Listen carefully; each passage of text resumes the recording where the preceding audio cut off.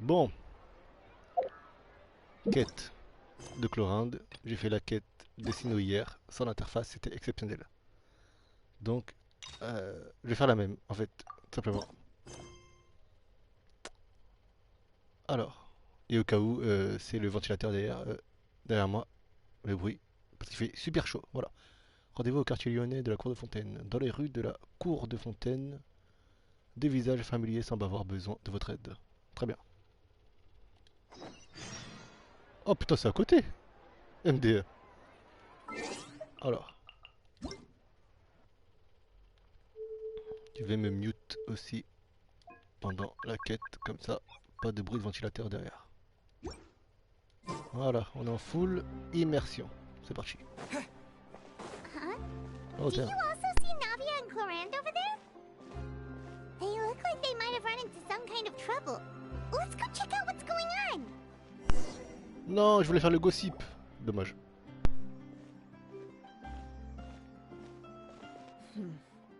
Still no dice? Voilà pourquoi j'ai attendu. Comme ça, je peux prendre des screens.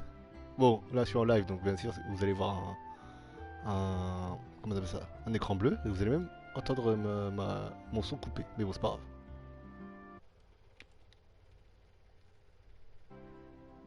Voilà. J'ai fait le screen. Vraiment, je kiffe je kiffe ces trucs. Hein. Et ça, hop. Ça y est. Not at all. And I've asked pretty much everyone in the Court of Fontaine already.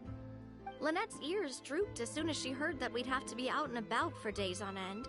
And Fremine, he hid himself under his helmet as soon as he realized there'd be people around that he didn't know. What about Chiori and Charlotte? I feel like both of them would be more than up to it. I've asked them already, but they're both pretty busy right now. I just gave the members of the Spina a few days off, too, so I don't want to bother them either. This is getting pretty difficult. J'ai pris un screen aussi, parce que pourquoi pas, c'est incroyable. Je surkiffe, voilà. Désolé si vous allez voir que des écrans bleus à chaque fois, mais c'est que je prends un screen à chaque fois. Navia, Clorinde, what's up? Oh my. Well, if it isn't my dear partners. How are you all doing? Huh. Navia? Huh? Oh, you mean... Yep, this is our chance.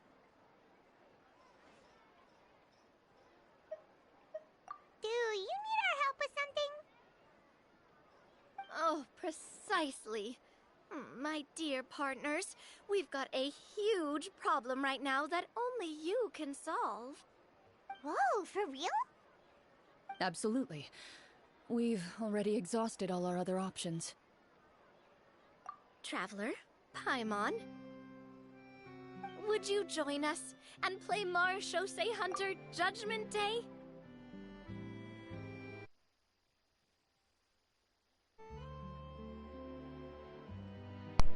Obligé de faire un screen, obligé. Marechaussee what now? It's a new game script by the Tabletop Troupe, a local roleplay adventure club. Ever heard of the Tabletop Troupe? They put out games that allow you to participate in a story and roleplay characters with your friends. Oh, I've loved their stuff ever since I was a kid. That sounds super interesting. Clorinde and I are both veteran members of the club.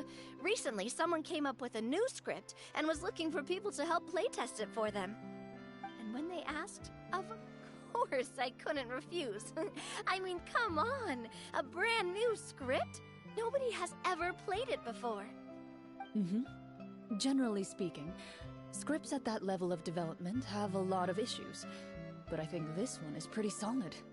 The author obviously put a lot of work into the story, and the world building is also quite credible. Whoa, whoa, whoa! I know I was the one that handed you the script, but some of us haven't read it yet. No spoilers, please. Anyway, The script calls for a team of 4. Ah, yes. We're missing one final player right now. So, you're saying you'll help us out? I knew I could count on you, partner. Paimon and the Traveler are kind of a package deal. Is that okay? That's not a problem. I'll adjust the pace based on the actual number of players, and ensure that everyone has a good time. Well, Traveler, what do you think? Wanna play? Paimon will follow your lead. Well, that solves our problem. You have our thanks. Woohoo! I'll go grab the script manager from the club right away. The script manager? Didn't you just say that you gave Clorinde the script? The club introduced a completely new kind of gameplay for the script. In this iteration, the Game Master's version of the script is incomplete. The script manager provides the next part of the script only after players have completed the current list of objectives. On top of that, in order to increase player immersion, the club has created some of the story's sets and scenes in real life. We'll only know where we should go once the script manager reveals the starting location. Wow, you're right. Whoever wrote this script really did put in a lot of work. And it's got a real healthy amount of suspense, right? I mean, even the GM doesn't know how the story will end. I look forward to experiencing it with you all. Why don't you go meet up with the others first? They should all be waiting at Chioria Boutique. I'll come over with the script manager as soon as I find them. Sounds good. Remember to always watch where you're going, and don't rush. You say that like I'm 6 years old or something. Let me think. What kind of character should I play this time? I just hope you'll pick up some useful skills this time. Oh, and stop trying to persuade every animal you come across.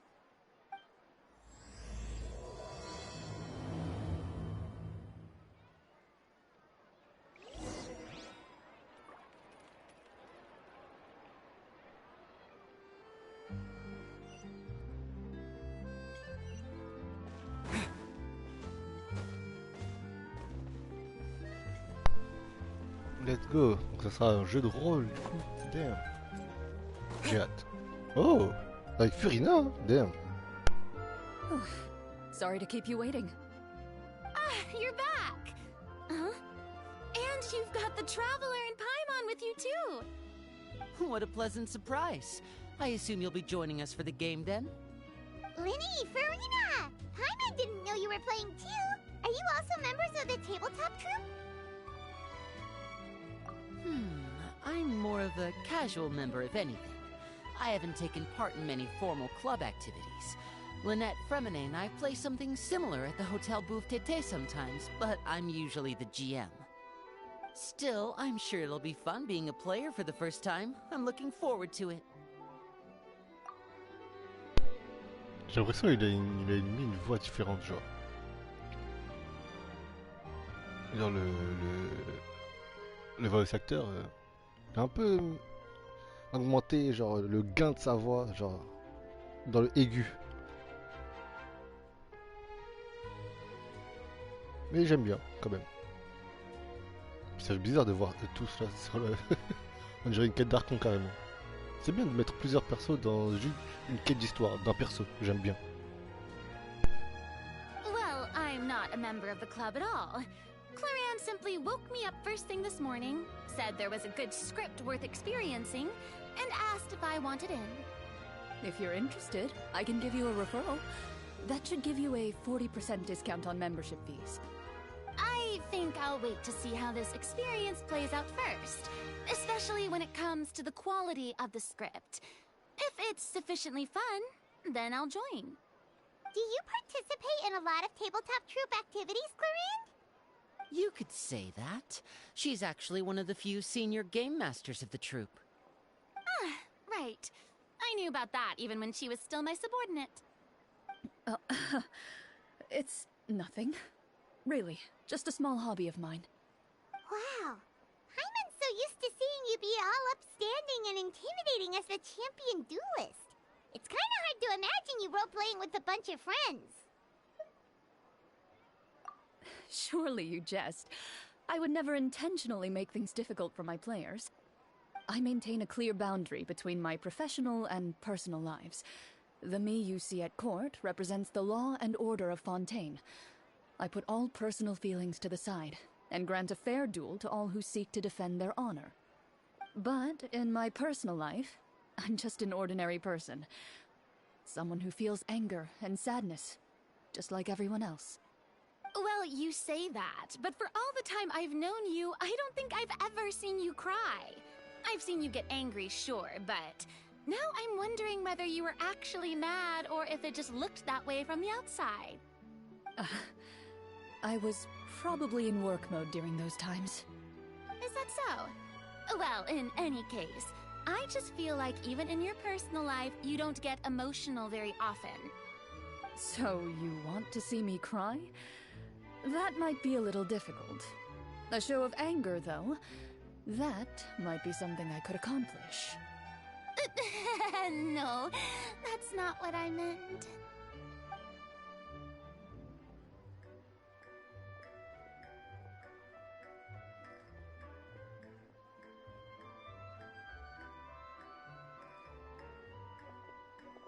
I'm back! Here, allow me to introduce you to the script manager, Mr. Florian. Pleasure to meet you all. Hello. Wait, are you a champion duelist too, Mr. Florian? Oh, no. This is just the costume provided by the club. I occasionally play a few of the roles in my scripts. That sounds like a lot of work. It's nothing. It's the least we can do to give the players a more immersive experience. Anyway, allow me to give you a brief introduction of the script. This script was adapted from the real history of the Marechaussee Hunters. You all will play the role of hunters from a bygone era and resolve a series of events unfolding in the capital. Paimon's not super familiar with the history of the Marechaussee Hunters. Is that a problem? Oh, no problem at all. I can give you a brief rundown. So, basically, Marechaussee Hunters were people who dedicated themselves to hunting monsters and protecting the city by using a special swordsmanship technique passed down over generations. Their story can be traced back to the ancient Remurian dynasty, as well as the first hunter, Cassiodor. But I'll leave the finer details for you to seek out and discover later. Mm-hmm. And I'll provide additional commentary as the story progresses. In that case, brave hunters, are you ready to set out on an unknown adventure? Whoa, just one sentence and it's like we're in the story already! Aha, I see many a determined gaze before me. Very well, head over to this location and begin your heroic journey. So, as we follow the story, it leads us to specific scenes? Ooh, sounds pretty innovative. What does the message in the envelope say? It's the exact location of the scene, as well as the formal permission to use the venue. Huh, seems like they have everything prepared. Please check all your belongings, everyone, and make sure you haven't forgotten anything. Once you're ready, please follow me to the designated location. Sounds good! Hunter Squad, move out!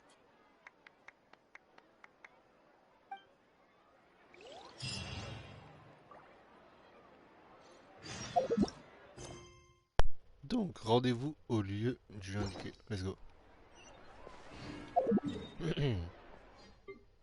Oh, damn!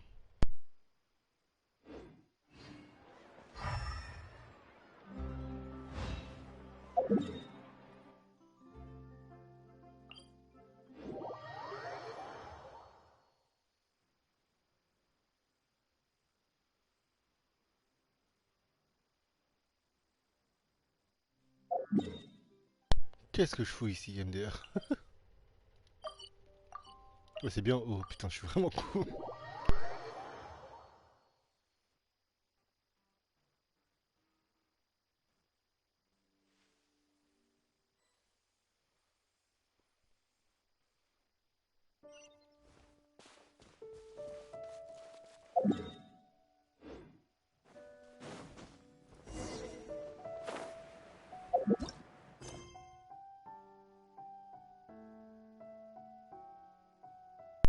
Il y a très longtemps.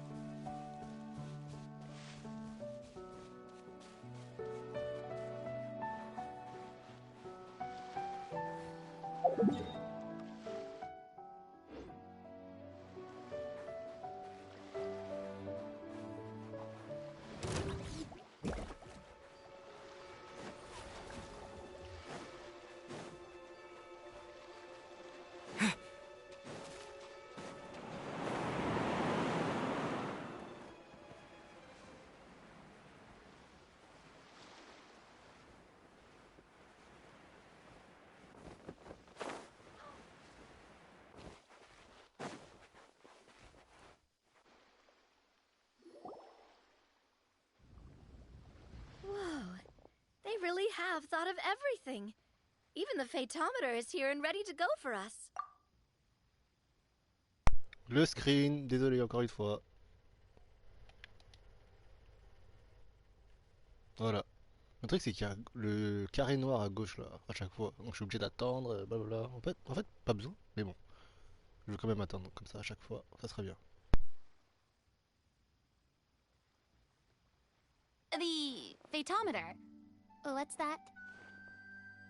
It's a card that's used to determine action success or failure. We'll need to use it when we try to use certain skills. And what about all the dessert and tea? Is that for us as well?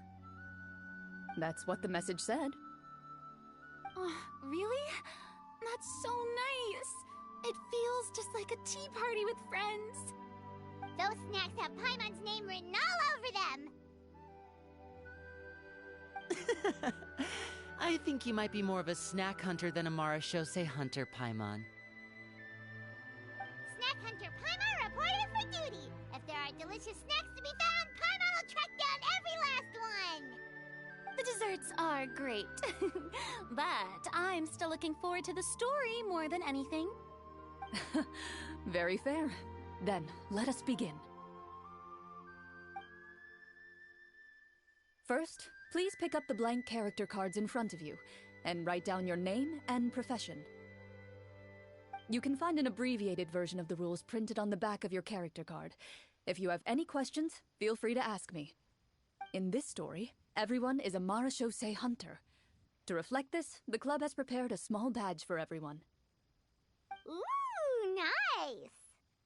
As hunters, you have proficiency in swordsmanship and fighting by default, so there's no need to allocate any additional skill points to those areas.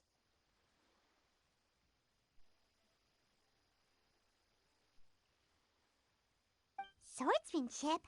So there's a fighting part to all of this? Paimon's not sure she can do all that on her own. Maybe Paimon can just stick with you? Why don't you share a character card then? The Traveler will be the Marashose hunter, and you can be his little floating assistant. Kinda like in real life. So, for the name, do I fill it out with the name of my character? Yep, it can be any name you like. You can use your real name too if you want. I do that whenever I get too lazy to think of a new name. Oh, so it would be like experiencing a different life, but still as yourself. That's not a bad idea. In that case, I think I'll continue to use the name Linny then. Next up is the skill sheet. You have a limited amount of skill points that you can use to learn a number of skills. The more points you invest in a particular skill, the easier it will be to pass associated checks. I'll take persuasion and investigation. Those are must-haves when it comes to missions like these. Oh, those skills sound like they'd be useful for gathering intelligence. Good idea, Navia. Just as expected of a veteran player. So should we also take those skills then? Not necessarily. Since we're working together as a team, we could leave the negotiations to Navia and use our skill points to pick up other useful skills. For example, I think I'll take stealth and sleight of hand. That will give us more options if we run into any situations we can't negotiate our way out of. Oh, interesting. I wasn't thinking about it like that. I suppose it's not so different from an acting troupe. Everyone has their own role to play. Let me see. I'll take arts. and performance. I'm not quite sure what use they'll be, but I'm not as knowledgeable about the other skills, and I'm not too confident I'd be able to roleplay them well. Well, that leaves us. What do you want to learn, Traveler? Oh, something that'll help you get a read on other people's thoughts. Sounds useful. Ooh, so you want to help people when they're injured. That's nice of you. So what do you think? Are you sure you want to learn these two skills?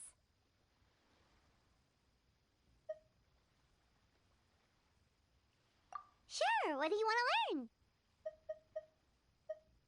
Oh, something that'll help you get a read on other people's thoughts. Ooh, so what do you think? Are you sure you want to learn these? Sure, what do you want to learn? J'ai fait les deux mêmes choses. Putain, je suis un connard. Attends. Ça. Oh, something that'll help you get a Et la read on... cuisine. Voilà. Gotta say, this suits you really well. Nothing boosts morale like good food. So what do you think? Are you sure you want to learn these two skills? Let's see. Oh, looks like you each have enough points to choose one final skill. You've all picked such classic skills. It's fine to go a little bit out of the box, you know. Why do I get the feeling she's getting ready to cause trouble? For example, this one here. Summon. Doesn't it sound super mysterious and cool? Oh, I saw that one just now as well. The description says, this skill can be used under certain circumstances to summon characters or creatures that fit the script's world-building rules. The script's world-building rules, huh? But how are we supposed to know what a Marashose hunter can summon? Oh, that's not for us to worry about, my friend. Just learn the skills that interest you, and the GM will take care of the rest. Alright, you've convinced Paimon. Let's learn Summon then. Paimon can't wait to see what kind of thing shows up. Well, now that everyone's more or less finished creating their characters, we can begin. Since two of our players are doing this for the first time, though, let me ask. Would you like to play on easy mode or authentic mode? What's the difference between the two? Well, in role-playing games, the story sometimes changes based on the decisions of the players and the results of the Fatometer. For example, if you fail a check, that means you cannot use the target skill in that scenario. A critical failure may even result in further negative consequences. If you choose to play in authentic mode, every time you elect to use a skill, you'll need to use the Fatometer to see whether you succeed or fail, and face any consequences that may follow. If you choose easy mode instead, every check will be successful by default, and you won't have to worry about luck playing a factor.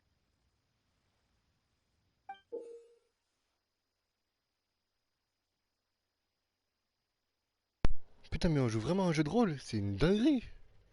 Les contrôles aléatoires déclenchés par le destinographe servent souvent d'indicateur pour le cours du destin et pour le succès ou l'échec d'une action. Vous devez appuyer pour piocher une carte et obtenir un nombre aléatoire entre 1 et 20. Si le nombre affiché est supérieur ou égal au nombre cible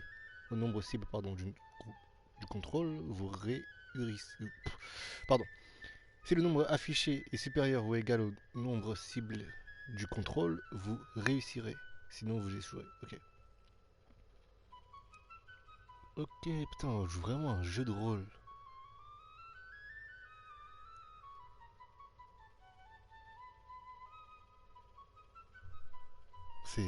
Je kiffe.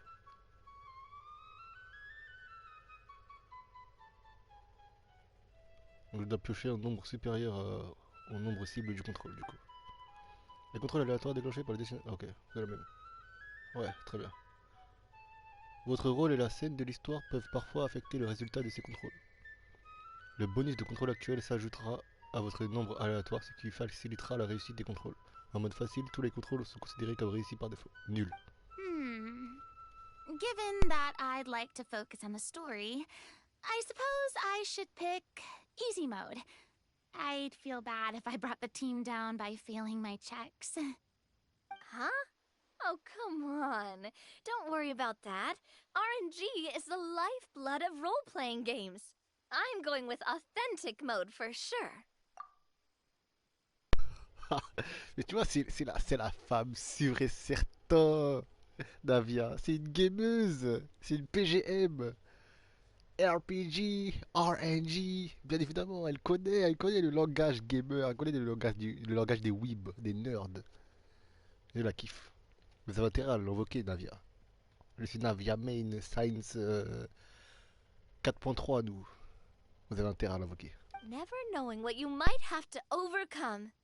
Ugh, doesn't that sound exciting? I'd rather be mentally prepared for what might happen.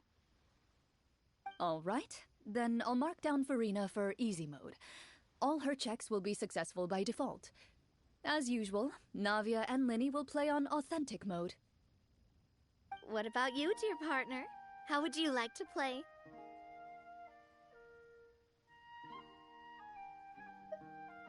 Eh, écoute-moi bien, Navia, regarde-moi dans les yeux. Nous sommes blonds, nous sommes beaux, magnifiques. Tu vois ce que je veux dire? Tu es ma partenaire, tu vois ce que je veux dire? Je suis pareil que toi, je suis un gamer. Furina? Oh là c'est trauma, c'est normal. La meuf elle a joué un jeu de rôle pendant 500 ans.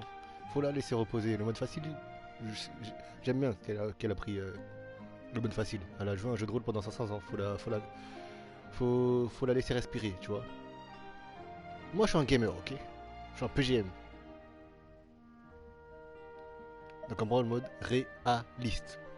Are you sure? Comment oses-tu me demander si je suis sûr en fait, Clorinde? T'as pas entendu? Trust me, you'll see the beauty of RNG. Honestly, I don't think Clorinde would make things too difficult for us no matter what the Fatometer says. Isn't that right, Clorinde? No promises. That wasn't super reassuring. Well, anyway, enough talk. Let's get started. I want to experience at least a good chunk of the story today. Speaking of the story, why is the beginning scene on a beach? Well, that's because... a long time ago, back when human civilization was still in its infancy, powerful Oh, demons c'est and exceptionnel! evil sorcerers ruled over the land. Oh, c'est They incroyable! created a host of monsters and sent them to slaughter all humans in existence. Incroyable. Non, non, non, c'est incroyable, c'est incroyable. C'est incroyable. Pourquoi il faut pas un jeu de rôle genre permanent, un mode de jeu? Non, c'est incroyable. Non, sa quête est déjà incroyable. Et il est où son skin? Tu vas pas me mettre ça, cette Clorinde magnifique, avec ce skin là, devant mes yeux, sans que je peux la jouer, sans l'avoir joué comme ça en fait. Où est le skin? Bon, je suis free to play, donc il sera peut-être payant, mais quand même. Oh putain de merde. Menace de jeu. Ah, c'est la menace de jeu, ok.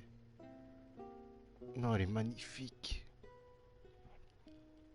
Non, déjà top tier, hein, la quête. Il y a plusieurs siècles, alors que la civilisation humaine n'en était encore qu'à ses balbutiements, de puissants démons et des sorciers maléfiques régnaient sur la Terre. Ils ont levé l'armée de monstres qu'ils ont envoyé exterminer les humains. Ok. Soon, a group of human rebels banded together. With their swords raised, they swore to brave the darkness, and in doing so, subdue each and every monster that sought their destruction. They became known as the Marachose Hunters.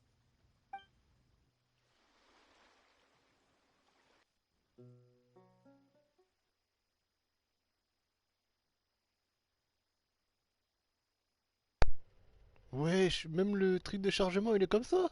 Mais c'est exceptionnel. Putain, je m'attendais pas du tout. Je m'attendais à un truc entre guillemets sérieux, tu sais, en parlant de la maréchaussée des fantômes.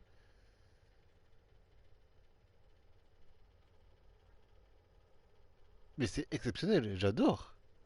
Bon, peut-être ça va être sérieux parce que c'est Genshin, hein. Mais voilà quoi. Sometime later, as a member of the Marachose Hunters, you receive a commission. Following the address provided on the message, you take a boat and arrive at this strange city. As you inhale, you can taste the slightly salty air of the docks as you begin to survey your surroundings. There aren't many people in the vicinity, but you do take note of a few others who, like you, seem to be sizing up this place. Your eyes meet, and you realize these people are fellow Marechaussee hunters, likely led to this location after receiving the same commission as you. You're all Marechaussee hunters too, right? Allow me to introduce myself. The name's Navia, monster hunter by trade and helpful neighborhood businesswoman on the side. What say you to traveling together? We can help each other out on the road. Okay, count me in. My name is Linny. I've been wandering since I was little and picked up a few less than legal tricks along the way. I was adopted by a Marechaussee hunter and later chose to follow in his footsteps. Is this where you introduce your character to everyone? It sounds like they've done this dozens of times. My name is Farina, and, I grew up in a noble family. I always had a strong interest in performance and the arts. Even though I'm a Marechaussee hunter, what I really want is to be a performing artiste. Hey, that's really cool. You can do it, Farina. That's exactly how it's done. Paimon is Paimon, a good friend and companion to this Marechaussee hunter right here. I've been studying the culinary arts since I was a child. I hope my delicious food can help boost people's spirits. Damn! Il a autant parlé sur une phrase d'une quête d'histoire de Clorinde comparé à tout le jeu. Non, c'est un truc de ouf. Eh, mais les artworks sont exceptionnels. Je veux le skin de Navia. Je veux le skin de Clorinde. Je veux le skin de Furina. Je veux le skin de Linné. Je veux le skin de Ezar. Et Paimon aussi. Oui, j'ai dit Paimon, pas Paimon. Y'a quoi? That's wonderful. Oh là là, I'll be magnifique. looking forward to your cooking during our adventures together. Well, if we're all here for the same commission, why don't we take some time to confirm what we need to do? You open your envelopes at the same time. The message reads, "To the honorable and trustworthy Marechaussee hunters, our kingdom is currently facing a grave crisis. The lands outside the capital have been overtaken by monsters, and our people are being led astray by forces of wickedness. We beseech you, please help us resolve this crisis and return peace and stability to our home." Huh. The layout of this city looks super familiar. It kinda reminds Paimon of Mondstadt! The scriptwriter must have used a real-world city as a reference when coming up with the map. As experienced hunters, the layout of the city reminds you of places once traveled. You recall the sight of tree-lined streets and the gentle tranquility of days gone by. Yet, as you regard the city in front of you, it appears to be little more than an empty shell. Its hollow gates are open to you, beckoning you to come forth and bring salvation back to the town. I carefully read every line of the letter and turn my attention to the signatures at the bottom. Who issued this commission to us? You see a long string of unfamiliar names. It would seem that many of the residents of the city issued this commission together.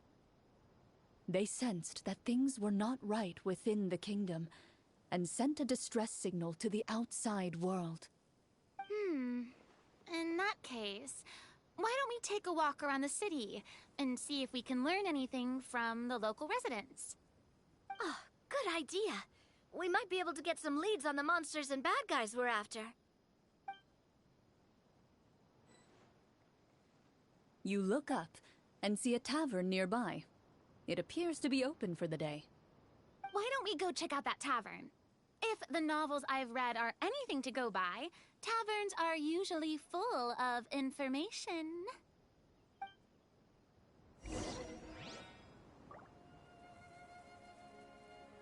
J'adore Attends, je mets l'interface pour voir.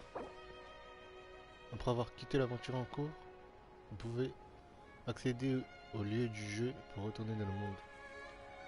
Non! Ah donc je dois... je vais garder l'interface. Oh non.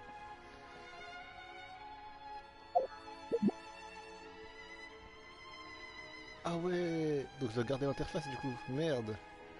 Bon, bah c'est pas grave. Je suis à fond. As you approach the tavern, you find a plainly dressed woman standing nearby. She appears to be rather troubled about something.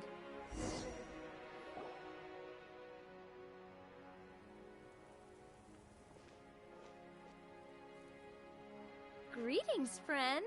Lovely weather we're having today, don't you think? Oh, hello. I suppose you're right. The weather today is quite lovely. If only those monsters out there would stop causing trouble. It seems like every character included in the script has a certain amount of useful information to offer. If we keep asking questions, we might be able to get some good leads. Oh, come now, don't be sad. Life is all about optimism. Oh, that reminds me. What did you have for breakfast this morning? Huh? I don't think that's the kind of question we're supposed to ask. Nothing turns a frown upside down like good food. How about some macarons? I could make you some. You didn't even take cooking as one of your skill proficiencies. That's not necessary, miss. Excuse me for saying this, but you don't really look like a chef. Besides, I'm not really a fan of sweets. So you're someone who barely smiles and doesn't like sweets. You're really starting to remind me of this one friend of mine. Hey! Did she just... me? Non, t'inquiète. Clorinde must have broke character for a second. This isn't getting us anywhere. Traveler, maybe you can think of something.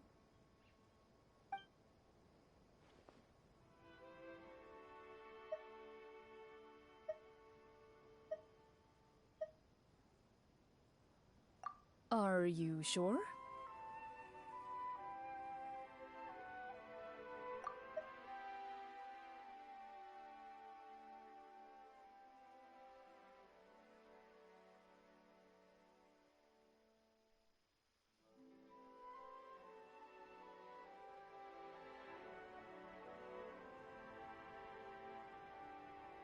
In that case, please refer to the phaetometer.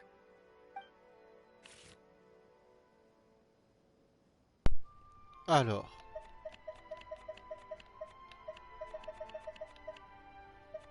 Toujours partir vers la gauche parce que je suis gaucher. Bob. Damn! Allez, c'est la fin. Finito. We failed the check!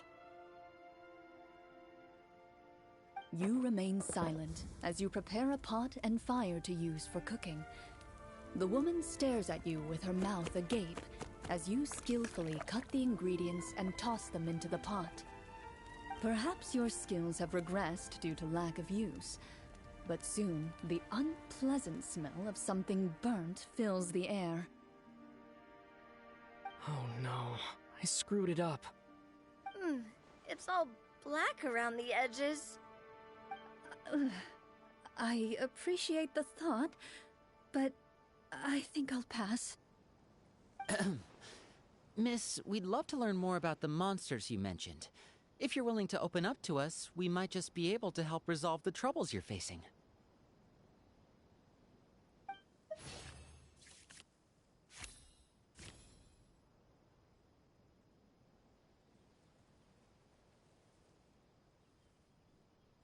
You weren't even the one that learned persuasion.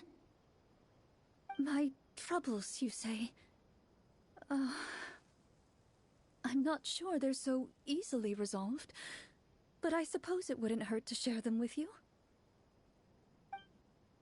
A horde of monsters suddenly appeared near the capital recently, so all the guards were dispatched to fight them.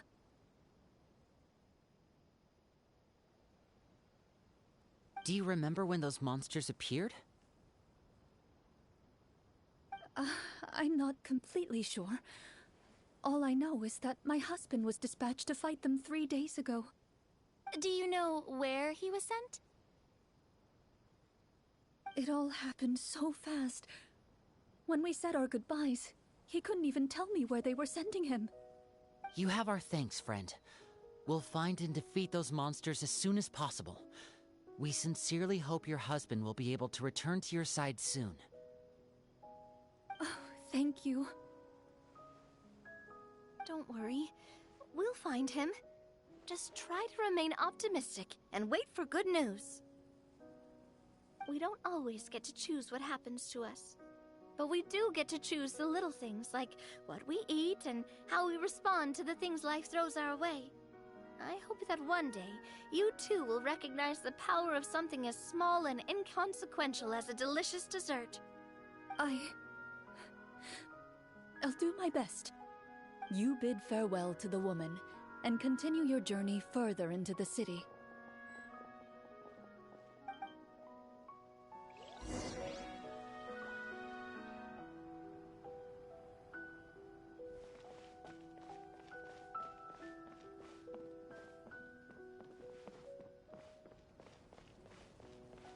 As you venture further into the city, the streets appear largely empty.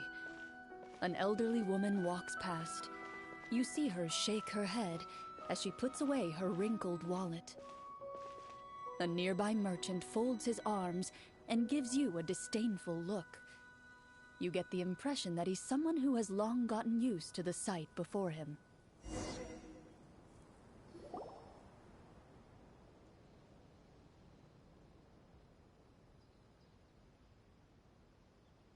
Although he doesn't seem very friendly, merchants are usually a good source of information, right?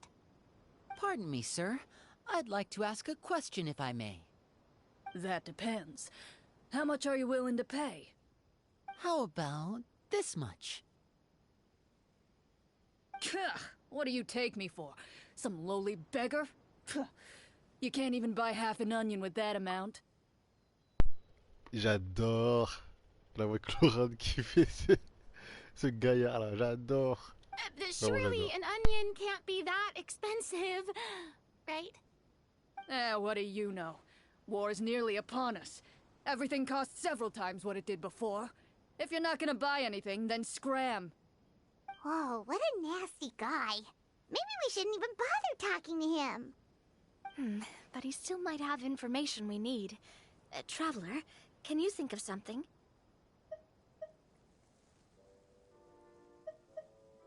Sir, we came to this city to solve the very problem you seem to be referring to. The war you mentioned, would it happen to be against the monsters outside the city? If you happen to be well informed and know a thing or two about what's going on, we'd appreciate it if you could share that information with us. After all, the sooner this problem gets resolved, the easier it will be for you to do your business.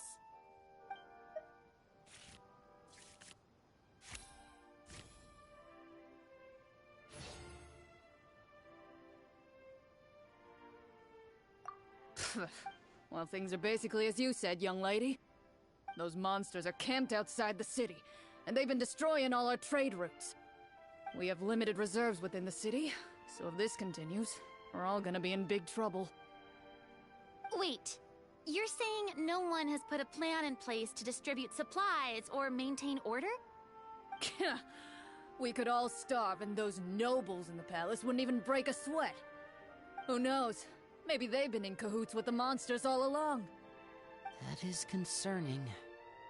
All right. That's all the information you need, right? Off with you now. I've still got business to do. You know, if you smiled a little more, you'd definitely get more business. And I bet that would make your life just a little bit sweeter. I'm not saying it's guaranteed to work. It's just a tip.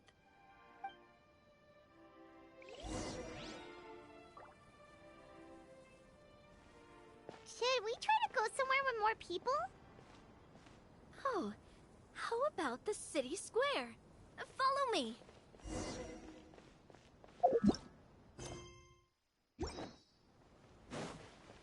It doesn't seem like there's any information to be gained from the area up ahead.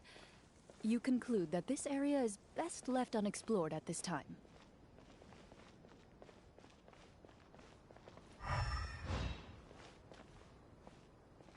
Waouh, il a viré Catherine quoi, super.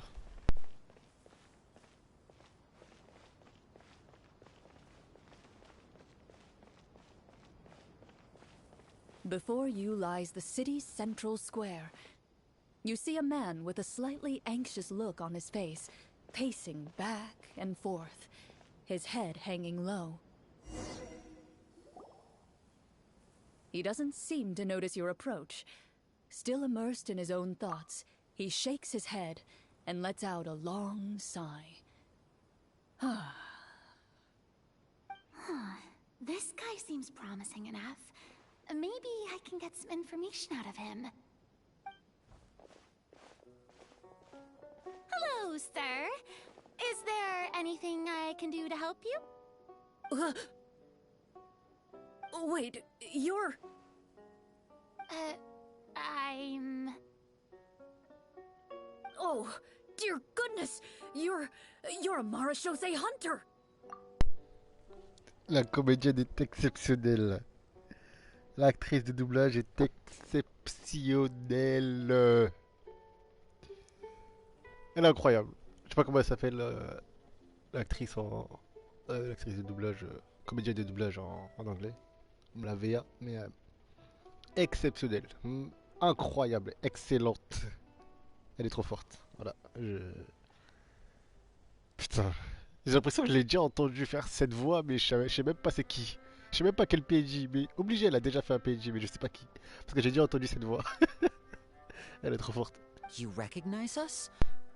Ah, are you one of the people who wrote the commission letter? Yes, yes!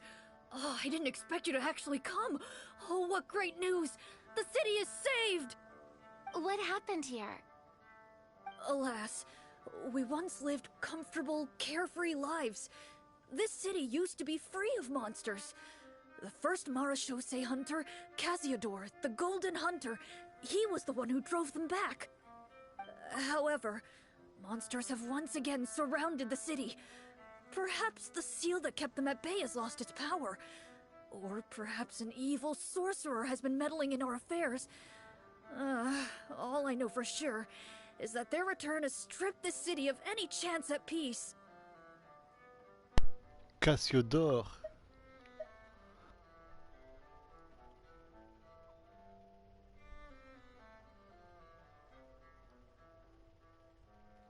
Attends, mais c'est une vraie... What?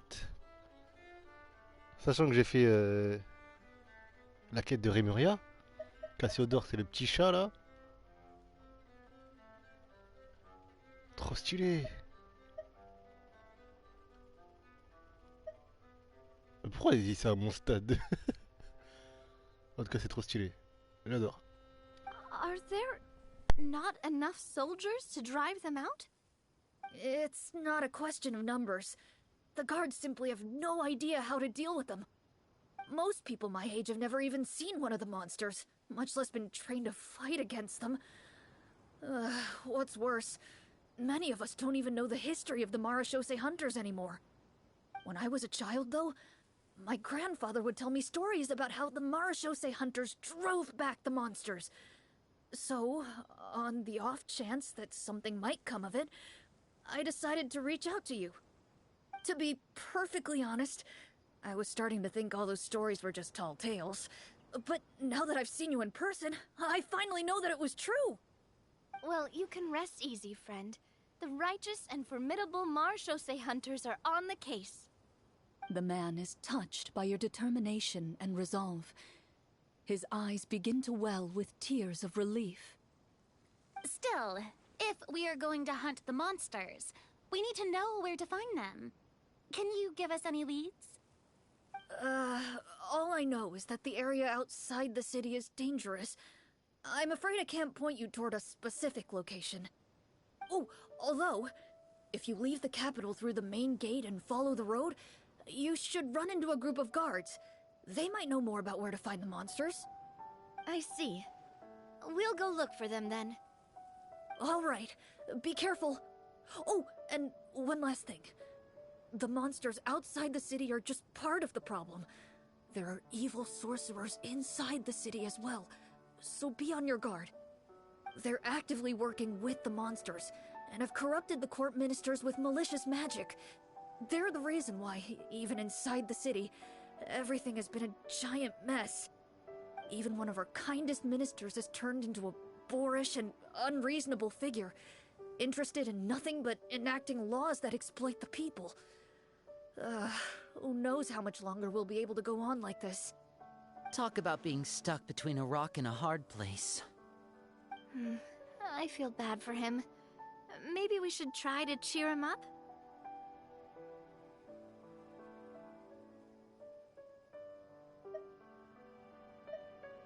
Hey, not everything can be solved with food.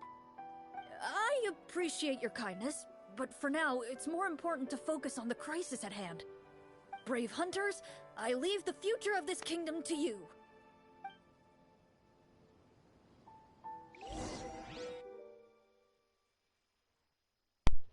La quête est exceptionnelle. Je kiffe.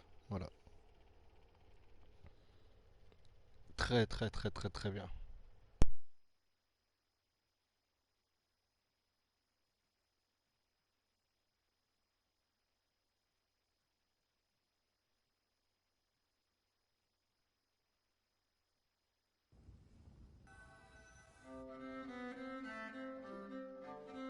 If I understood correctly, there are currently 2 problems in the kingdom that need solving, right? Exactly. We need to defeat the monsters outside the city and take down the evil sorcerer stirring up trouble from within. But which problem should we tackle first? Well, this seems like a good moment for a break. Take some time and discuss what you want to do. Let me know when you've made your decision. I really didn't expect the people in the city to keep us at arm's length like that. I totally thought the hunters would be treated like heroes. Well, Clorinde said the script took cues from the real history of Fontaine, right? Maybe the real-life Marushosei hunters were also treated like that. I wouldn't say it's a perfect representation of history, but there are definitely some similarities. Would you like to hear more about it? Sure. As long as it doesn't spoil anything in the script. You've brought up bits and pieces of the hunter's history before, but it was all in passing. Paimon wants to know too! The hunters were super powerful, right? Were they all from a special line of supernatural beings or something? Kinda like the yokai in Inazuma? No. All Marushosei hunters were ordinary mortal fighters. The only thing that set them apart were the special sword techniques passed down over the centuries. Huh? So you mean anyone could become a Marushosei hunter? In theory, yes. All you would need to do is survive the rigorous training and master the swordsmanship techniques required to fight the monsters. Still, most people dropped out at the early stages, and others called it quits the minute they saw a monster in person. To become a hunter, you must be strong in both body and mind. What kind of monsters did the hunters fight exactly? Oh, and the evil sorcerer the script mentions. Did they exist in real life too? The land of Fontaine once played host to an ancient dynasty known as Remuria. After that dynasty fell, monsters began to appear, intent on obstructing humans from establishing a new social order. One of the ancient sorcerers of Remuria used his power to assemble a formidable army of golems. He sought to use that force to establish himself as king. Now wait a second. Don't tell me that guy was the inspiration for the evil sorcerer in the script. We still haven't found any in-game information on him yet. So, why don't you talk about someone else for now? Well, I wasn't planning on going into anything you might be able to find out in the game. But if you want me to talk about something else, then... how about Casiodor, the Golden Hunter? Or Egeria, the ex-Hydro Archon? Wait, but those people are all from a super long time ago. Where did you learn all this, Clorinde? From my master. Huh. By master, you mean Miss Petronia? Someone you know? absolutely. Miss Petronia and my father were good friends. Back in the day, she would often bring Clorinde over to play, but then... Let's not get off topic. Anyway, back to what I was saying. Responding to Egeria's call, a number of warriors followed Cassiodor into battle against the monsters. This group of warriors, under Cassiodor's leadership, became known as the Marechaussee Hunters. Yet, as Fontaine entered an era of peace, their work gradually became obsolete. The Marechaussee Phantom, originally an association made up of hunters, eventually came to be predominantly comprised of Melusines. Ah, I see. That explains why most of the people in the script have forgotten the hunters or think of them as nothing more than a legend. Responding to Egeria's call, a number of warriors followed Cassiodor into battle against the monsters. This group of warriors, under Cassiodor's leadership, became known as the Marechaussee Hunters. Yet, as Fontaine entered an era of peace, their work gradually became obsolete.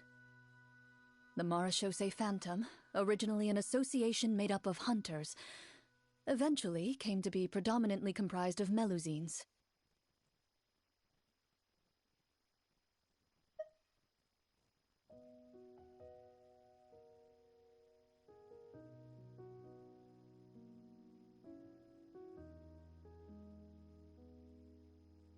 Is that really a bad thing, though? It can get tough always being the one shouldering everyone's expectations. Depends on who you ask, I suppose. If the name of the organization no longer commands respect, investigative work is bound to suffer. Speaking of investigations, which problem should we tackle first? Monsters or evil sorcerer? I vote monsters. That's the main duty of the hunters, right? We can come back to the sorcerer later. Well said, Miss Farina. Plus, if the sorcerers really are the masterminds behind this whole thing, defeating the monsters could give us some clues on their intentions as well. What about you, partner? What do you think? It's decided then. All right. After some discussion, you decide to turn around and head out of the city.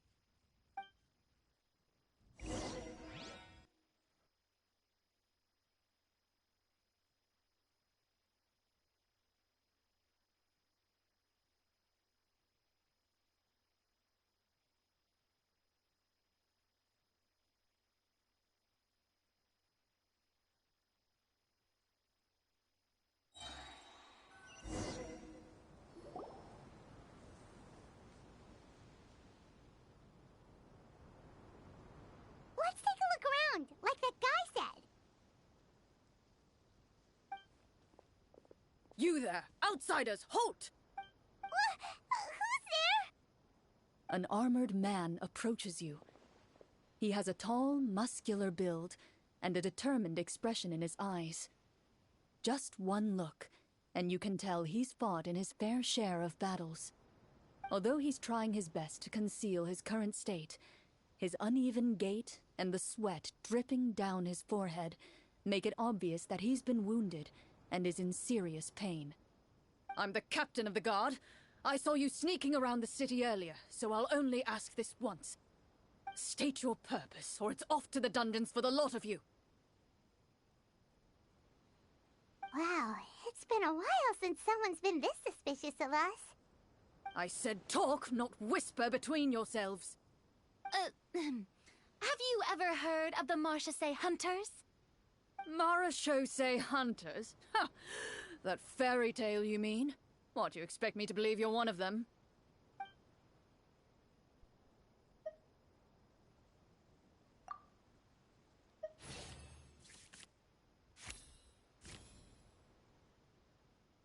While everyone is talking, you begin to carefully observe the captain's mannerisms. Every so often, you see him glance toward a particular direction, with a pained expression on his face, as if an invisible thread is tying him to an unknown place. As you follow his gaze, You vaguely recall that the location he seems fixated on is known for its difficult terrain. Any battle that breaks out in a place like that is likely to be prolonged and devastating.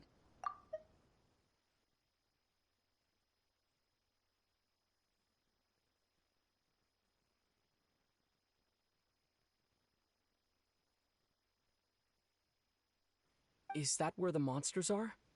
Outside the forest in the area with the difficult terrain? The captain is taken aback by your sudden question. Still, his shock only lends credence to your theory. You're looking to fight the monsters? Well, we're marechaussee hunters after all. You could say that's basically our job. He shakes his head and continues to regard you with skepticism. In the end, he decides to inform you of the locations where the monsters have appeared.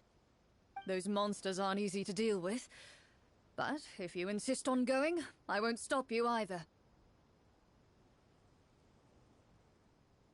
I just hope all the guards will be able to come back to their families alive.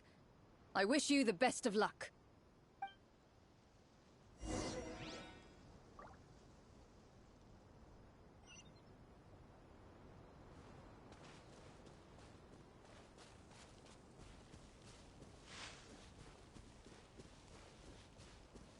It doesn't seem like there's any information to be gained from the area up ahead. You conclude that this area is best left unexplored at this time.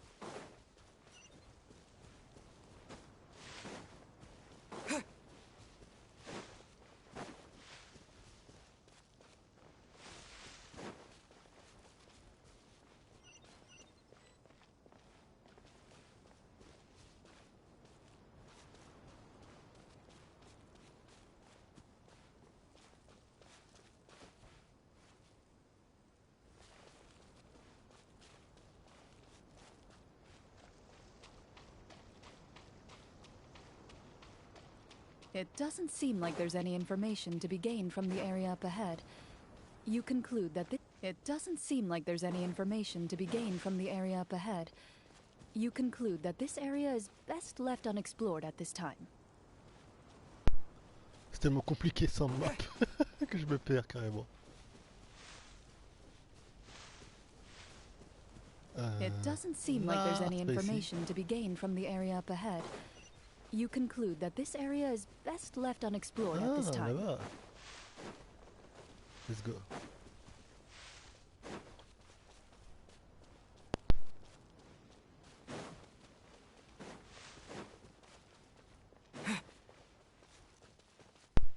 Je regarde juste vite fait leurs vêtements. Oh, on dirait que c'est les vêtements des chevaliers de Favonius. Bizarre. Based on what the captain said, the monster should be right up ahead. Et là on apprend que Go, Varka hopefully we're not too late. était un maréchaussée. Hunter. MDR.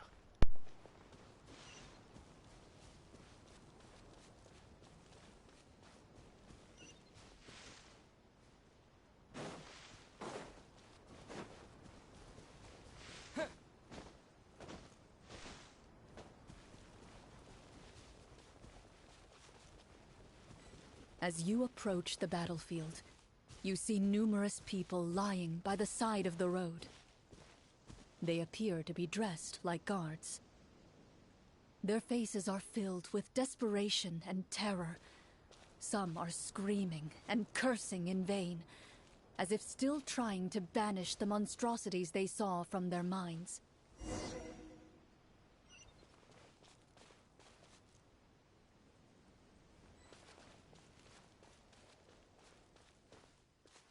A few of the wounded look up at you in shock and disbelief.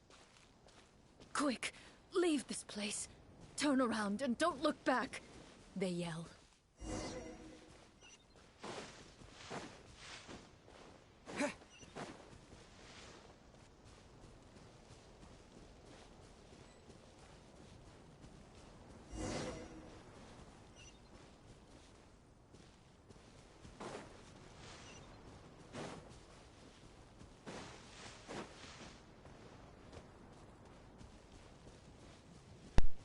Oh damn, Celestia, salut. It doesn't seem like there's any information to be gained from the area up ahead. You conclude that this area is best left unexplored at this time.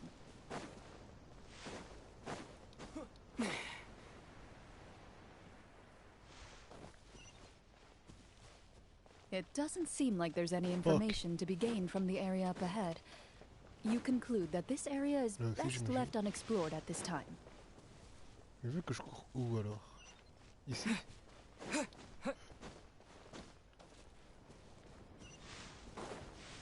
It doesn't seem like there's any information to be gained from the area up ahead. You conclude that this area is best left unexplored at this time. Ah, enfin! Ok.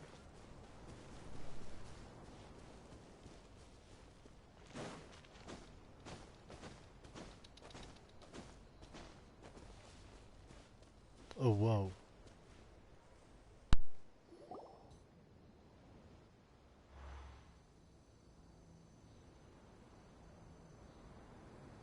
This is the place he mentioned, right? You see broken iron swords scattered all around you, and downed trees riddled with terrifying claw marks. All the signs point to one thing. A truly devastating battle just took place here. Be on your guard, everyone. The monsters might still be around. Before you can finish your sentence, you hear rustling sounds from the surrounding bushes. The monsters have emerged. They close in on you without fear. You get the impression that, in their bloodthirsty eyes, you're just another meal for them to devour. A little help here! This thing wants to eat Paimon! Your battle round begins now.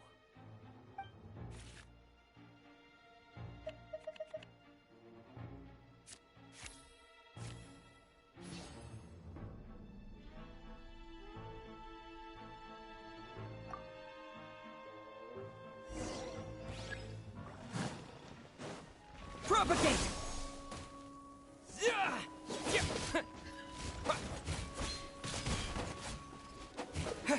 Germinate! And voila! The next battle round begins now.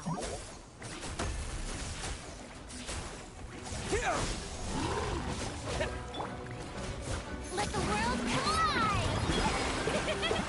Coming at you! Attack! That's the way!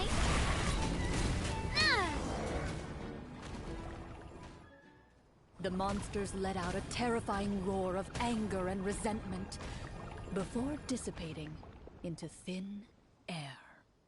Oh, thank goodness it's over. We're lucky the Marashose Hunter class came with all those preset skill points. Otherwise, we would have been in some real trouble. I never knew the phytometer even determines the amount of damage you inflict. If you get unlucky, isn't it just game over right then and there? Ah, that's part of the fun. The uncertainty of fate is what gives these games their appeal. Just as you begin to celebrate your victory, a suspicious lump on the ground catches your attention. A suspicious lump. Wait, could it be the thing that appears after every battle? I walk up to it, crouch down, and begin to carefully examine it. I've still got my right glove on, so it should be fine for me to touch it, right? As you investigate the mound, you discover that the exposed portion appears to be made of wood. It was previously obscured by the large form of the monsters. With the monsters gone, the small protrusion now awaits your discovery, poking out of the ground like a shy flower bud. Whoa, it's a treasure chest!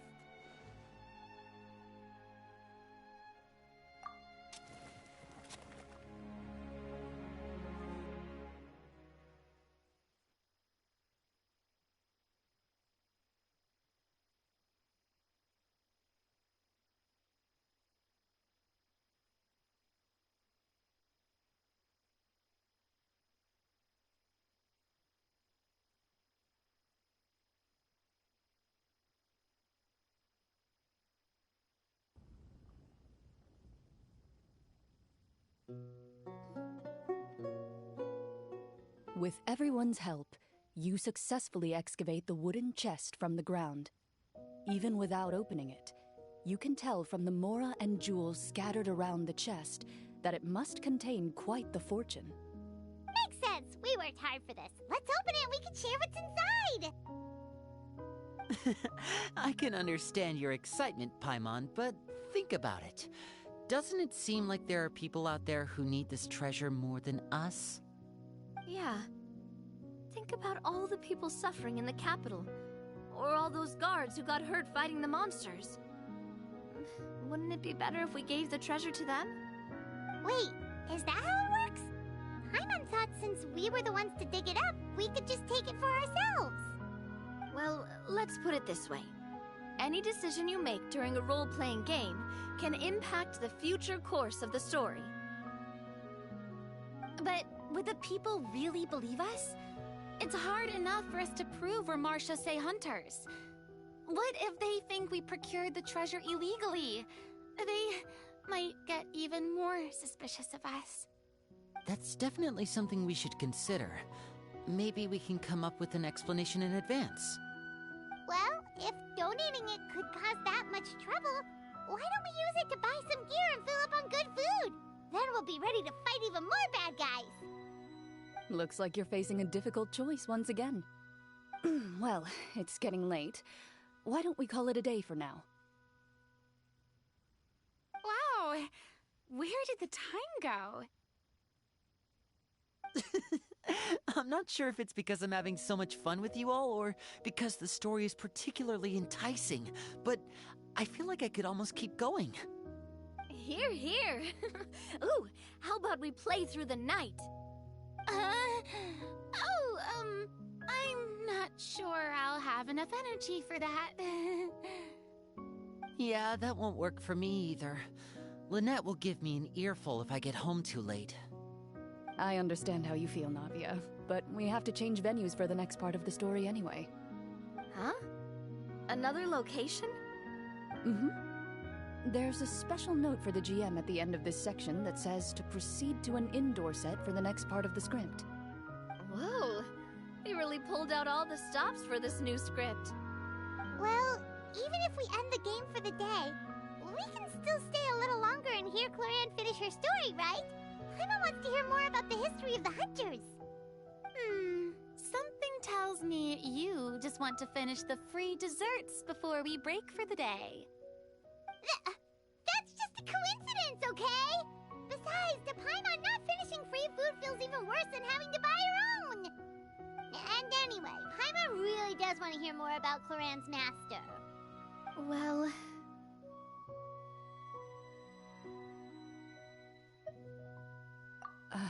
It's nothing. I appreciate the concern, but it's all in the past. It won't do any harm to share these things now.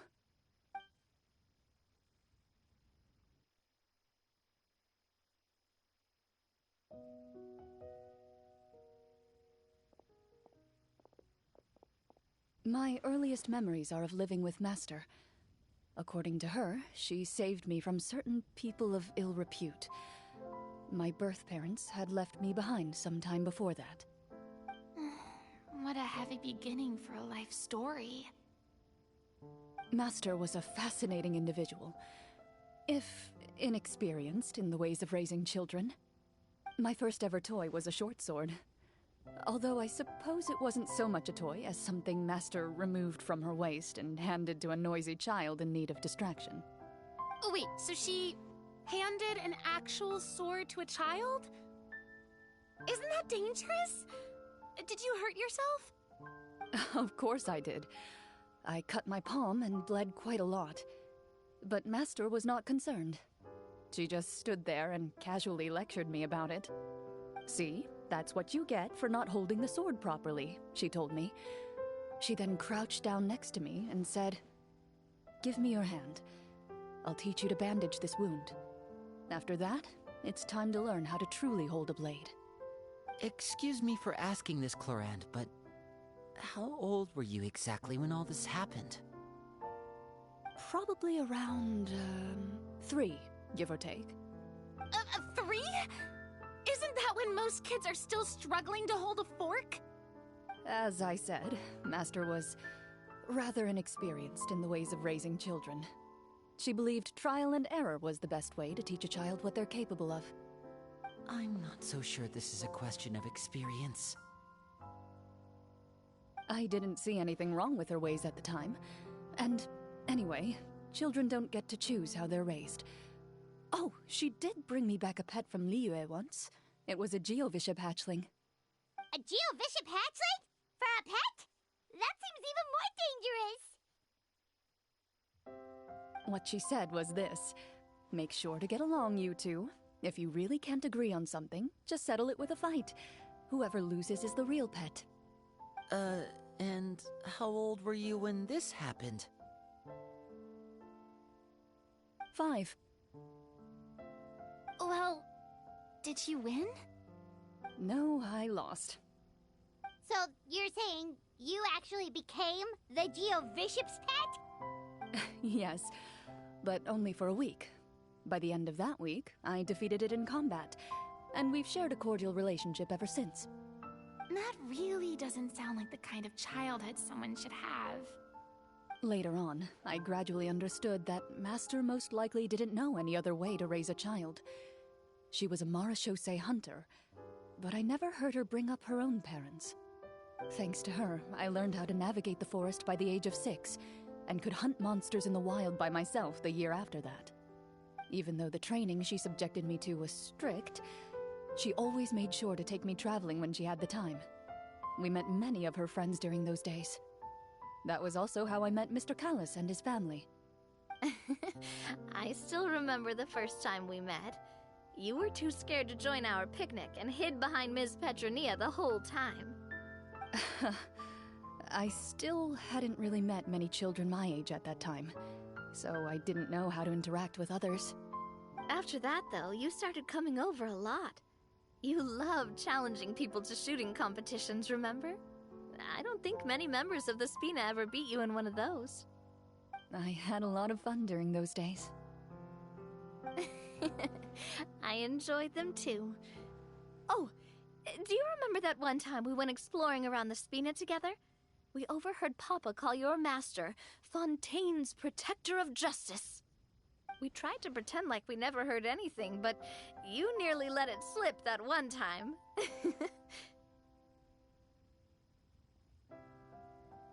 Protector of Justice? Oh, wait, you mean that vigilante hero from 20 years ago? The one who is always active at night? Yep, that would be her. She often would put on a black cloak and go out at night. I never knew where she went or what she was doing. Until, like Navia said, we overheard the truth from Mr. Callis that night. 20 years ago, huh? I still remember the guards leaving all kinds of witness reports about her on Nervalette's desk. My apologies. Oh, there's no need to apologize. You had nothing to do with it. And anyway, everything she did was for a good cause. Although, calling herself the Protector of Order was a bit much. Especially when she deliberately operated outside the law. Huh? When did the Protector of Justice become the Protector of Order? Oh, she had a bunch of code names. I heard she would just come up with a name on the spot whenever she was asked. Later on, she probably got sick of answering those questions and decided to stick to just 2. The Protector of Justice and the Protector of Order. That sounds like her, all right. I bet she forgot which of the 2 she'd use by the time she got back each night. Well, she certainly sounds like a fascinating individual. With her strong sense of justice, it's no surprise her student followed in her footsteps.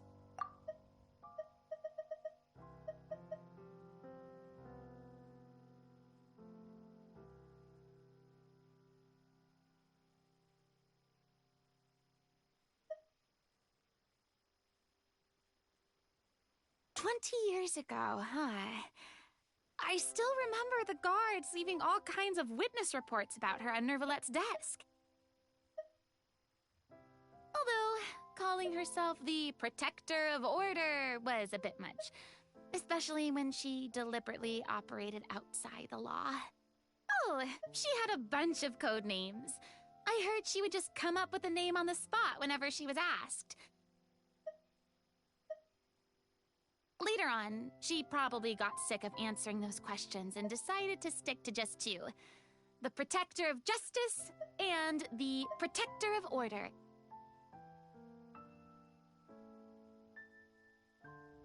It's true. I always wanted to become like her. Someone powerful, independent, and with a strong sense of conviction. But...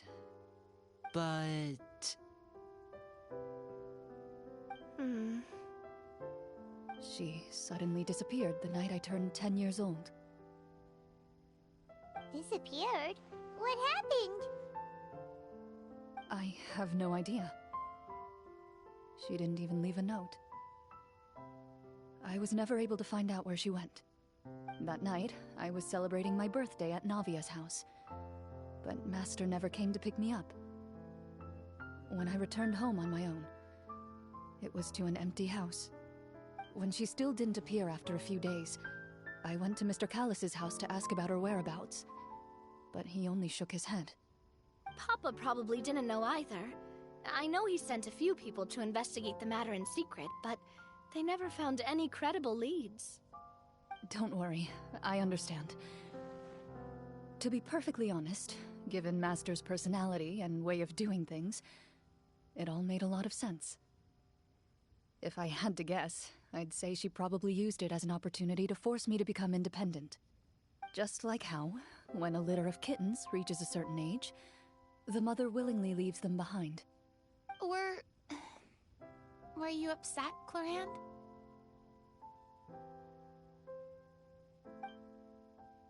I was at first, but not anymore.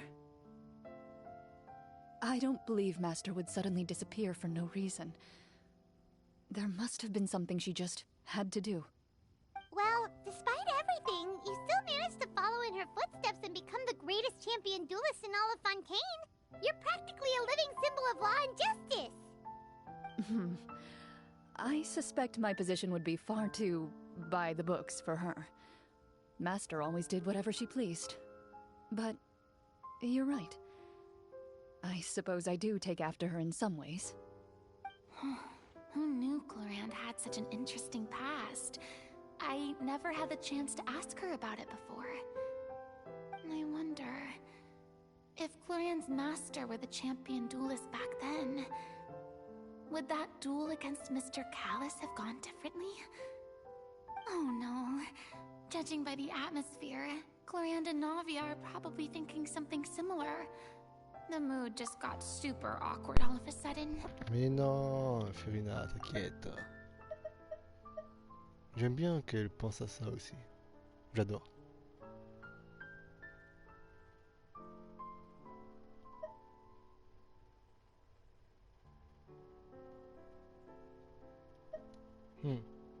Well, anyway... would you look at the time? It's getting dark, so we should probably call it a day for real this time. If we keep talking like this, we really will be here all night. I had a great time today, Miss Clorinde. Thank you for being our GM. Anytime. The script was good, but I've got to say, your childhood stories were even better. Hey, you should tell us more about that fight against the Geo-Bishop sometime. Maybe your master was onto something. You could be right. What does she mean, onto something? I certainly don't know any 5-year-olds who want to fight a bishop in their spare time. Guess I'll head back as well. I need to save my energy if I want to continue enjoying the story tomorrow. You're that excited to hear about my fight with the bishop? I was talking about the script.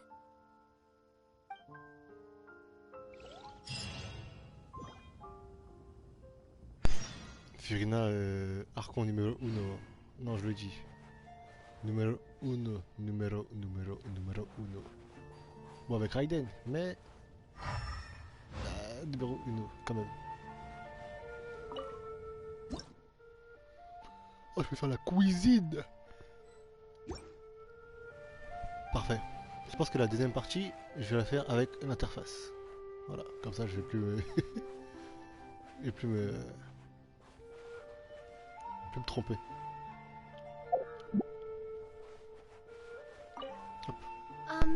Just between the two of us, could you tell me what it was like to be the Geobishop's pet? It was nothing special, really. Geobishops don't understand the concept of a pet. So, basically, it just headbutted me whenever I entered its territory. And that hurt? Yeah, it hurt. What, something you want to experience for yourself? Oh, I'm good. Thanks.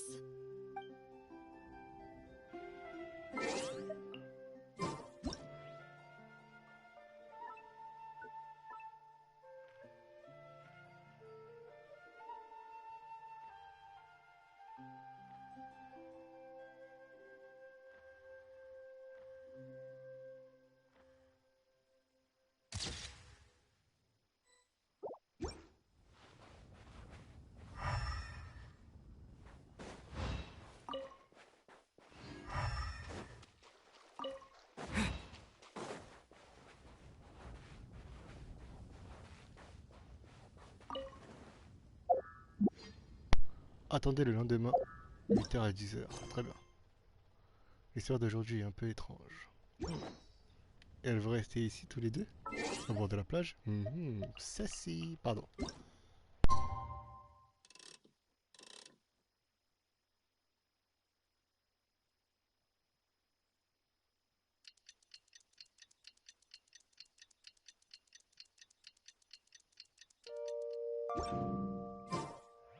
Let's go meet up with the group! Paimon's really looking forward to today's story.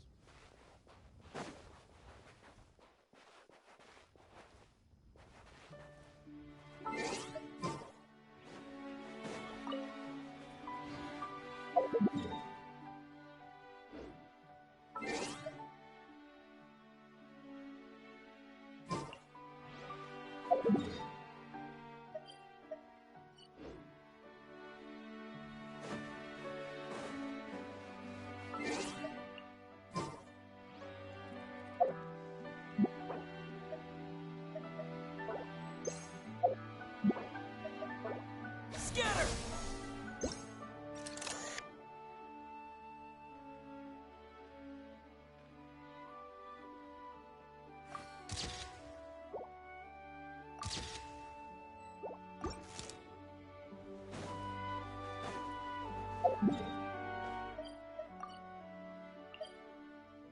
L'honneur enterré des hommes.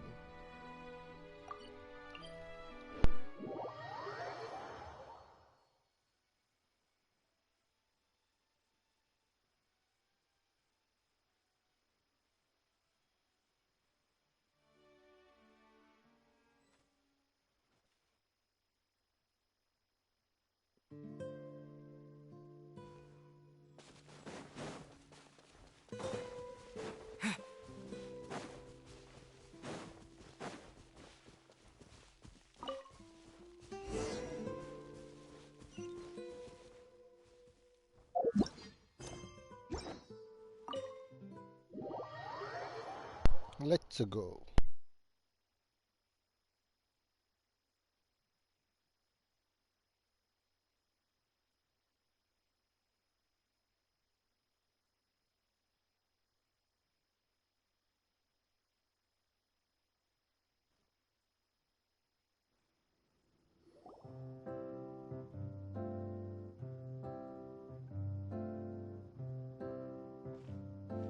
Looks like everyone's here. Now, before we begin, why don't we finish where we left off yesterday? There was an important decision to be made, yes? I'll pour everyone a cup of tea. Is that really the most important part, though, Clorinde? Paimon's more concerned about our current surroundings. Heavy walls, cold railings, dim lights. This is obviously supposed to be a prison. I admire the work put into the set. Still, it's obvious the scriptwriter has never paid a visit to the fortress of Meripede. So this set is going to be a part of the script? Unfortunately, that is something I can neither confirm nor deny. Anyone think Clorinde's smile is starting to look kinda scary? Well, whatever happens, we'll just have to push on. But first, we should really figure out what to do with this treasure. If we're worried about arousing suspicion because of our identity, why don't we give ourselves a different name, just like Clorinde's master did? Yeah, it might be better to keep a low profile. As long as we're helping people, it doesn't matter who we are or what we're called. Staring at me won't get you anywhere. Or did you want some more tea? Oh, Paimon's good. Thanks. Why aren't you saying anything, Navia? Wait, what's that next to you? Oh, this is the short sword Clorinde mentioned last night. I found it. Huh. I'm surprised you managed to track it down after all this time. Well, I made sure to take good care of it, considering the circumstances in which you gave it to me. Of course I had to keep it safe. Anyway, where were we? Oh, right. I was just thinking about all the potential ways for us to break out of prison. We could dig a tunnel, or try to bribe the guards. Wait, we haven't been thrown into prison yet, have we? Well, it's only a matter of time. It pays to be prepared. Just like how you should always have an umbrella on hand, even when it's sunny. Alright, Paimon's made up her mind. Let's just give the treasure away. Paimon may have wanted to keep it, but if it's going to land us in prison somehow, Paimon will be too upset to enjoy her snacks.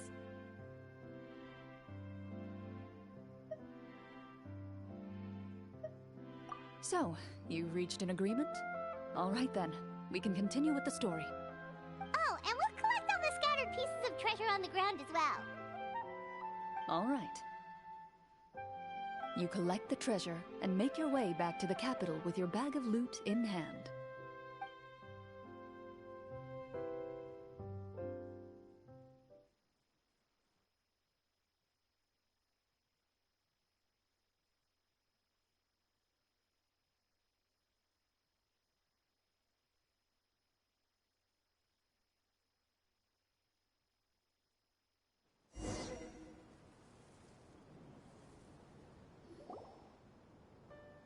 The city is still shrouded in a gloomy, oppressive atmosphere, but your spirits are surprisingly high.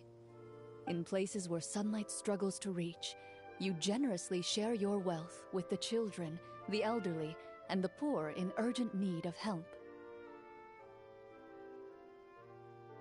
Thank you, kind soul. The elderly woman's look of gratitude follows you as you walk away, her eyes never leaving your back until you move entirely out of sight. However, there's still quite a bit of Mora remaining.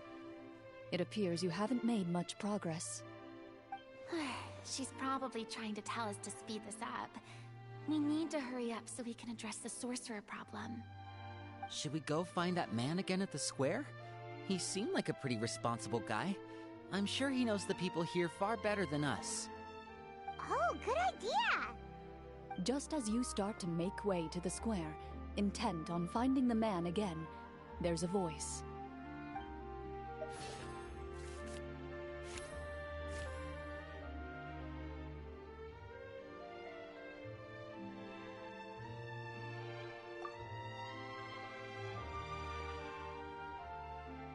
Please wait, distinguished guests. Several strange guards suddenly call out to you. They run forward to meet you and proceed to politely pay their respects. Greetings, gentlemen. Are we being invited for afternoon tea? Surely you jest, my lady. That would not be our place. It is His Excellency the King who requests to meet with you. Please come with us.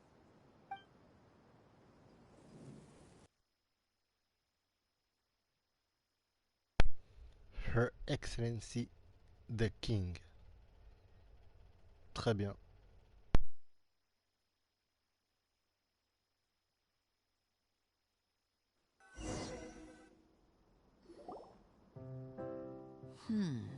Do you think this could be a trap? we have to investigate the court at some point, right? Meeting the king himself would be a fantastic opportunity to do that. I say we go for it. If something happens, we'll just turn the whole place upside down. That sounds a little intense. After a quick discussion, you nod to the guards and agree to follow. They lead you all the way to the audience hall of the palace. Gilded tables line both sides of the hall. The space itself is adorned with all manner of expensive antiques, glass shelves, and silver candlesticks. The items appear quite ordinary in size and dimension, yet their presence somehow makes the emptiness of the hall feel even more surreal and ominous. Wow, it's so luxurious! The elderly king, clad in a magnificent robe, sits upon the deep crimson throne before you. He wears above his head a majestic crown, with a gemstone the size of a bird's egg set right at the very front. As you observe it, you see a complex pattern of light reflect off its surface. Ahem. They're here, Your Majesty. A man dressed in dark clothes, likely a minister, shields his mouth with his hands and bends down to whisper a few words to the king. After a moment, he lowers his hands and stands back up. His gaze shifts to fixate on your group, but he does not move from his place at the king's side. The king does not appear entirely aware of his surroundings. The man by his side, though. We should keep a close eye on him. The king remains still and says nothing. The minister is the one who speaks. Esteemed guests, allow me to thank you for coming to our faraway kingdom. Unfortunately, His Majesty the King finds himself quite exhausted from work. So please allow me, his Prime Minister, to welcome you in his stead. I smell océanide. Voilà. Je le dis haut et fort. I've heard tell that your group, the Marechaussee Hunters, used your exceptional ability with the sword to repel the monsters near the capital.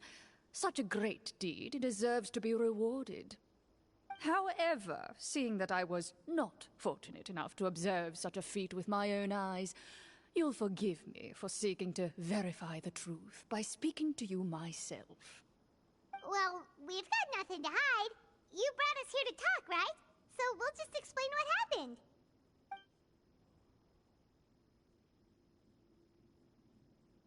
The golem's blades were so powerful, they could cut down trees in a single swipe. It took a lot of effort to defeat them, even for trained swordsmen like us. Well, that was enough details, right? Believe us now? Your account does indeed match those of the survivors. Since you were the ones who defeated the monsters, that must mean you are also in possession of the treasure they stole?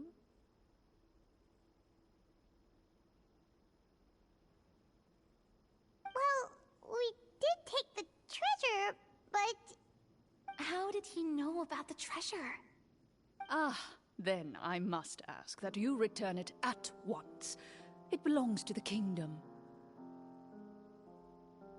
Wait, but didn't you just say that our great deed deserved a reward? Shouldn't the treasure be considered a part of that? Yes, that was indeed what I said. But you seem to have forgotten a very important distinction. Only that which is freely given by the king can be considered a reward. Taking the rightful wealth of a kingdom without said permission, on the other hand, is a crime. But that's completely unreasonable. Yeah, that makes no sense! If it weren't for us, the treasure would still be buried underground somewhere! Maybe so, yet the fact remains. You tried to dispose of the treasure without reporting it to the court and without receiving permission, yes? What, no answer? Surely you're not insinuating that you, a group of legendary Marechaussee hunters, sought to take the treasure for yourselves? Well, what about the king? Is he just gonna let this guy talk for him the whole time? Clad in his magnificent robe, the king remains seated with his hands resting on either side of the throne. His posture is rigid and unmoving. He stares forward with an empty look in his eyes, completely unmoved by the events before him. From the look of things, could the Prime Minister be the evil sorcerer? Or could both the King and the Prime Minister have fallen under the evil sorcerer's control? I would like to observe the number of guards stationed in the hall. The guards in the palace appear fully armed, their expressions solemn. Sensing the tense atmosphere in the room, they stand at the ready, each with a hand placed upon the hilt of their sword, as if prepared to draw their weapons and surround you at a moment's notice. Well, there goes my plan to turn the whole place upside down, I guess. It appears we've been visited by nothing more than a group of ill-intentioned imposters. What a pity. Guards, take them away and throw them in the dungeons. Before I decide your fate, however, I must first determine whether you have any accomplices outside the court. Can't we try to slip away? Or maybe start some kind of riot? But if we try to fight the guards right now... Don't worry. At least we figured out who's behind all this. Let's just play it by ear. If you're scared, Paimon, just hold my hand.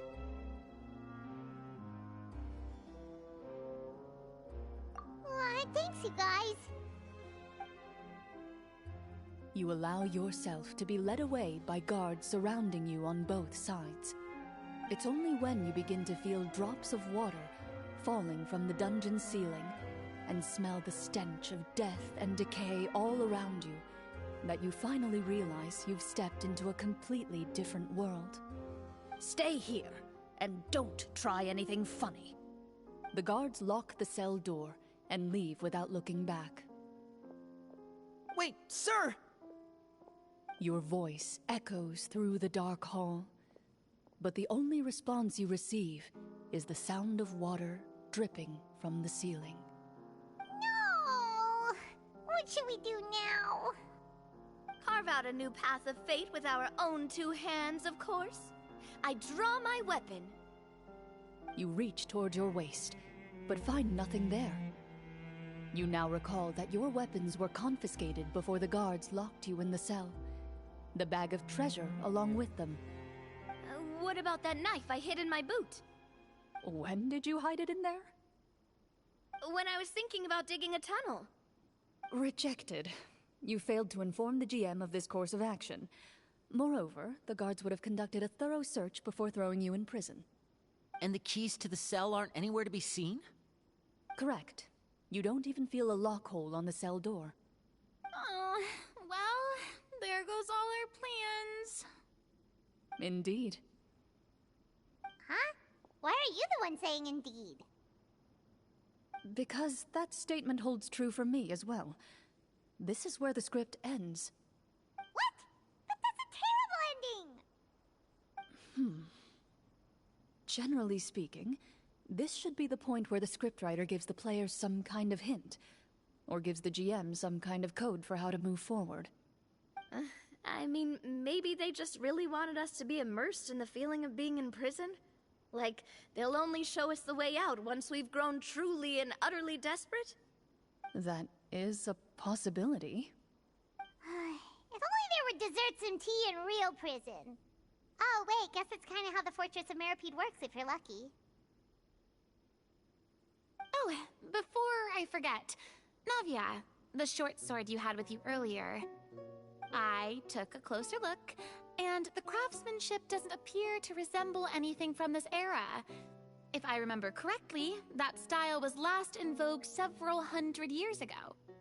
Wait, Clorinde said that sword used to belong to her master, right? Does that mean her master has been alive that long? I doubt it. The way she went about things often made her seem childish more than anything. I'd say the sword was most likely an heirloom passed down over time. Hang on. A precious heirloom passed down to you by your master. And you gave it to me just like that? You weren't worried I might lose it?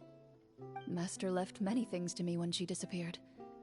There was the sword, an old key, and a good amount of junk she probably just didn't want to take with her. I gave you the sword back then, because I didn't want our friendship to end. Wait, when did this happen exactly? After the duel. Between Mr. Callis and myself. Aïe aïe aïe. Before that, Clorinde would have meals with us and even stay over at the Spina some days. She was on great terms with Papa as well. After the duel, though, there was a period of time where we simply didn't know how to face each other. She entrusted this sword to me, and never came back.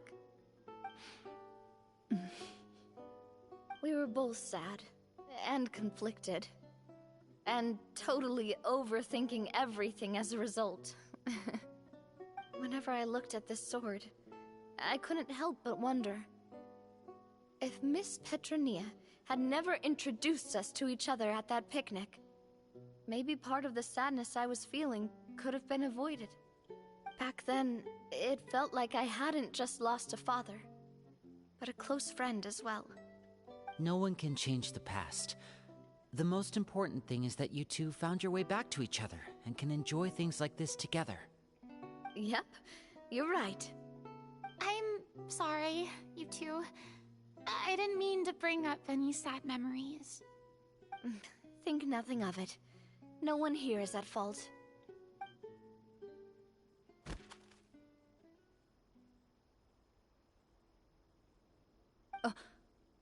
Huh?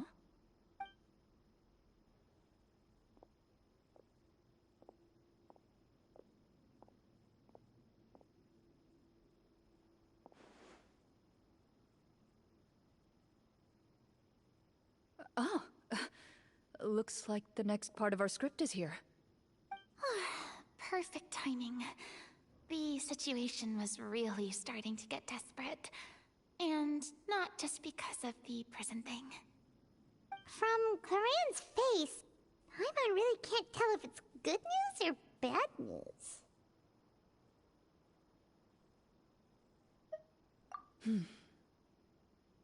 Water continues to drip from the ceiling.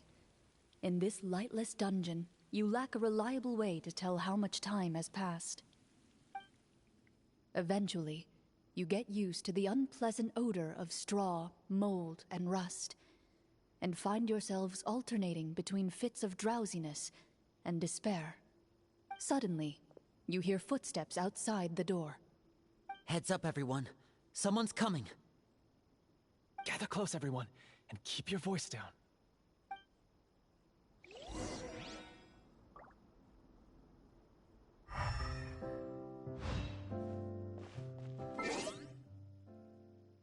Ah, et là je peux, hein.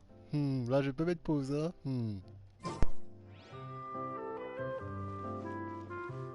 Bah écoutez, je vais...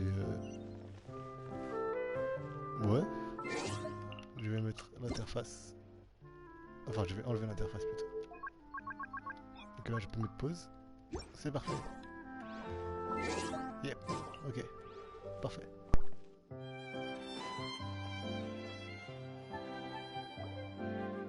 Who are you? I work as a guard in these dungeons, but my true identity is the same as your own. I'm also a marechaussee hunter. Huh? Shh. I've already sent away the other guards, but if we make too much noise... I understand, but how can we be sure we can trust you? The king has issued a formal decree. In light of the irrefutable proof of your crime, you're to be executed before tomorrow's sunrise. If you want to escape, it has to be now. Executed? We barely did anything!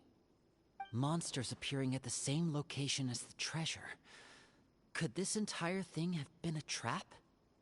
There will be time for speculation once we're out of here. As for my identity, I have no way to prove that to you just yet. Infiltrating the capital was difficult, and finding a chance to speak with you has taken a lot out of me. I could go on, but I think we can all agree that now is not the time for details.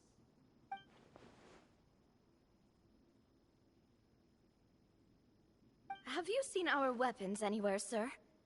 Don't worry, I brought them with me. They're just behind the door. Still, these weapons alone won't be enough to defeat the true enemy behind the scenes. His faction is too powerful. The guards are all under his control, and he's even stationed a number of golems in various rooms throughout the palace. To defeat him, you must find a secret vault. It is said that within that vault, the Marashose hunters of the past left behind a treasure with the power to defeat the sorcerer. You're not coming with us? No, I'll remain in the dungeons to deal with the guards. I'll try my best to distract them so they don't go after you. As long as my identity is not revealed, I'll be able to aid you when the final battle comes. In that case, please stay safe. Thank you for your concern. I will do my utmost. As for the location of the vault, here, this map should lead you there.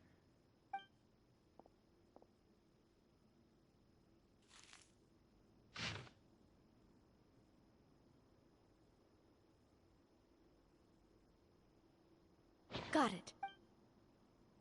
All right, once I open the door, remember to stick close and refrain from making any noise. I'll lead you out of here as quickly as possible. You now have the chance to restore the honor and legacy of the Marashose hunters. So please, get out there and reclaim what's ours. And be sure to exercise caution. With the help of the guard, you successfully escape the dungeons. Your sense of despair and anxiety both seem to fade as you continue your quest.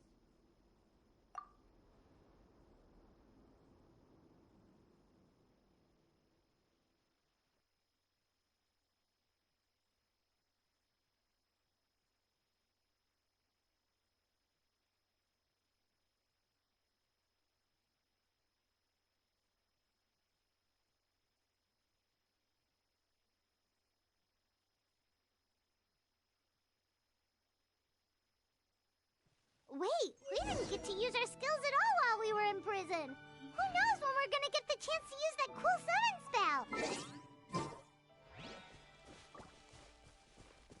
That is a pity, but we can only continue to move forward.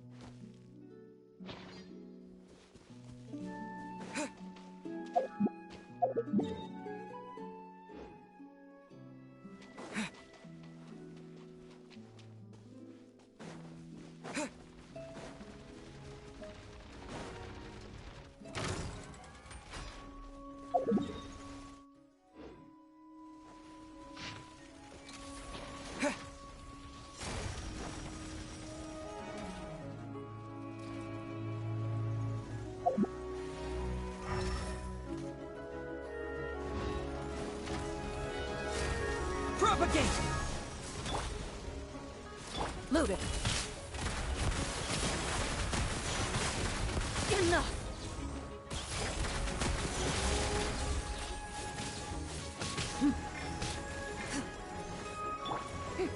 Yoo-hoo! Coming at ya! Hiya! Ha! Ha! Hey there!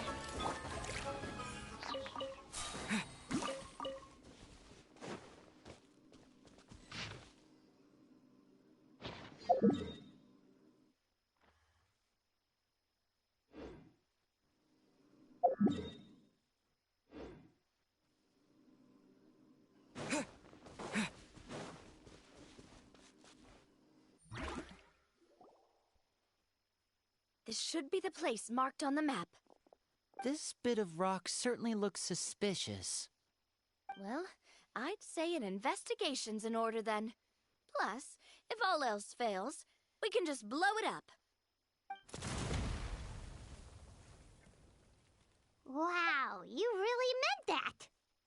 Before you lies a serene stretch of open water, its surface shimmering a brilliant shade of sapphire blue. Well, Guess this means it's time for a swim.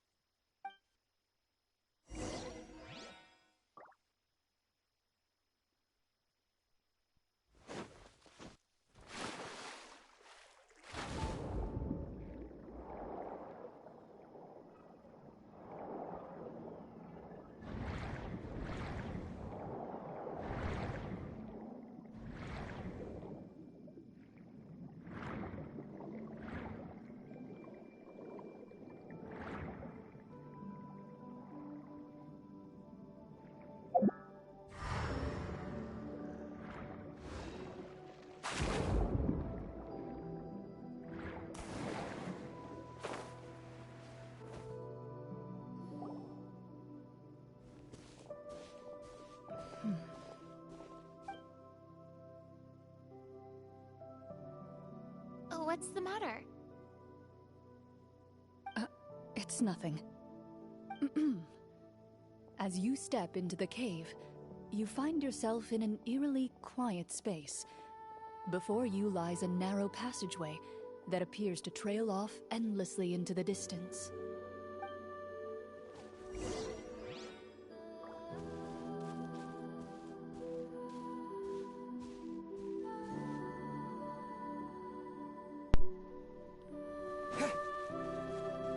C'est sûrement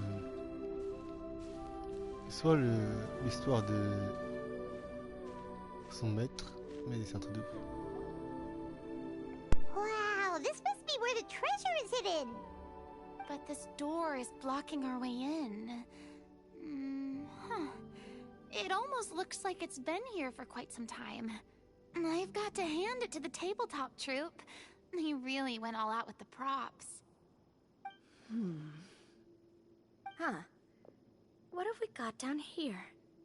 A kind of mechanism connected to the door?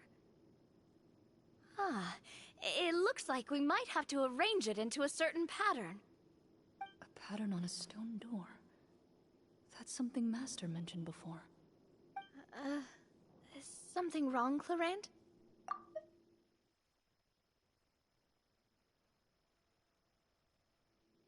After a long, difficult journey, you finally arrive at the location indicated by your map. It appears to be an ancient site of some sort, where treasure likely awaits. Your surroundings are exceedingly quiet and serene, as if the secret that slumbers here has never once been disturbed.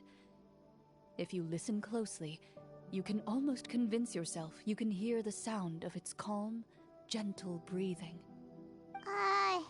That description makes Paimon feel kinda bad for disturbing this place. We're doing this for the sake of the people, to free them from the evil sorcerer. I say it's time for this treasure to once again see the light of day. Linny's right. We need to keep going. The future of the kingdom depends on it. The next part of the story requires us to solve the puzzle, right? Let's start exploring the area. Yes, that should be fine.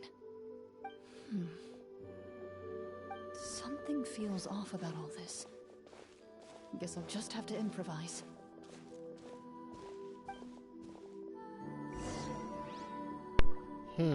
Suspect un peu là. Oh waouh.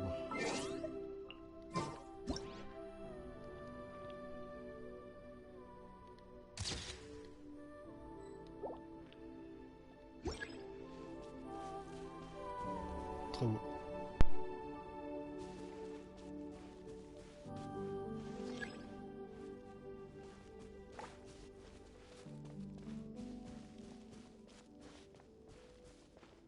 I found something.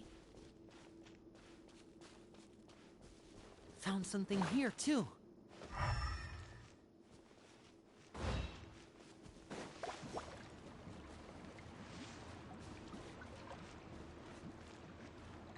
Same here.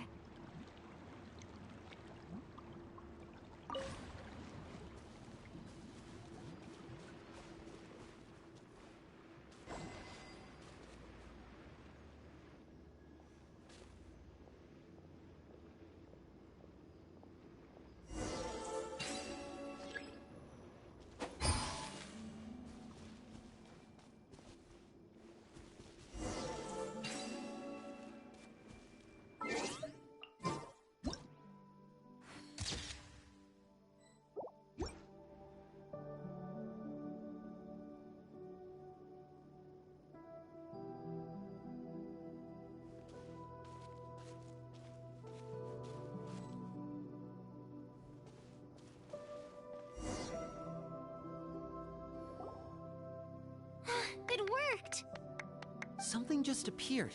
Some kind of new mechanism, maybe? By solving the puzzles, you prove yourselves worthy of inheriting the secrets of the past. At the end of each puzzle, you're rewarded with a key.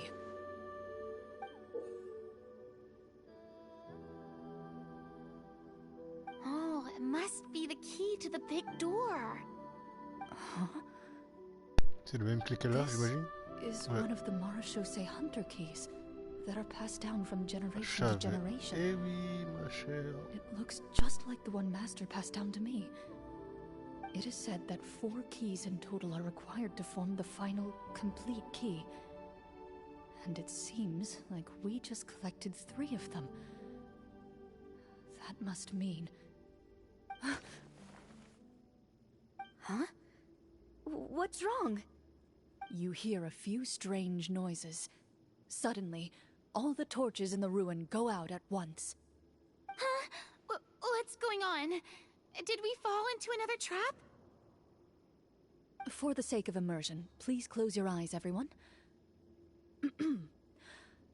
Without the torches, the space is now completely dark, and you cannot see anything.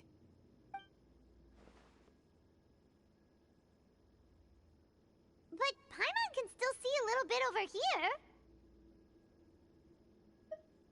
Oh, right. Sorry. Suddenly, you hear the sound of footsteps pierce through the darkness. There's someone else here? Oh, this is so unsettling. I can't see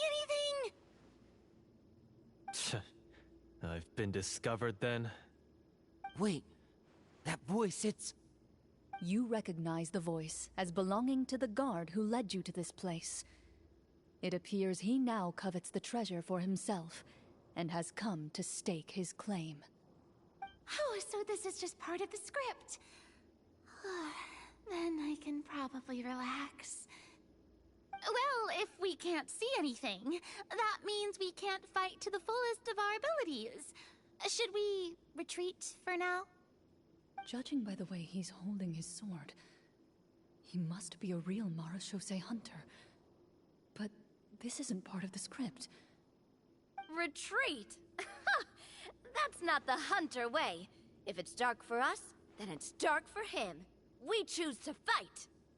Your choice is noted. Please keep your eyes closed until I tell you the torches have been relit. This battle will be in the dark. You got it. Well then, let us begin.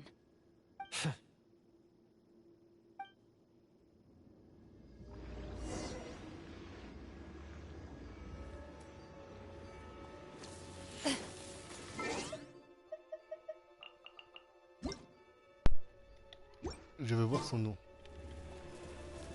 Gioli? Ok. Into the shadows. I'd like to try to hit him with my sword. Your strike is successful. Hop. Il s'appelle Geolier, donc je m'en fous. Alors vraiment, je m'en contrefiche. Time to test. Is he still standing? Is it over? Can we open our eyes now? The enemy is strong and relentless, but the battle is nearing its end. The torches have not been relit. What about now? Final strike. Ha!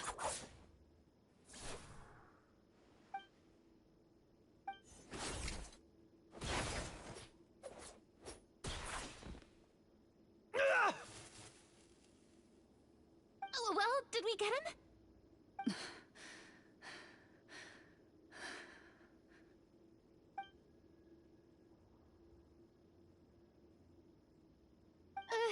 Clorinde?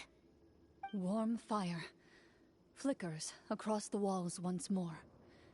Your vision is now clear. In an impressive display of courage, the 4 of you successfully defeat the uninvited guest.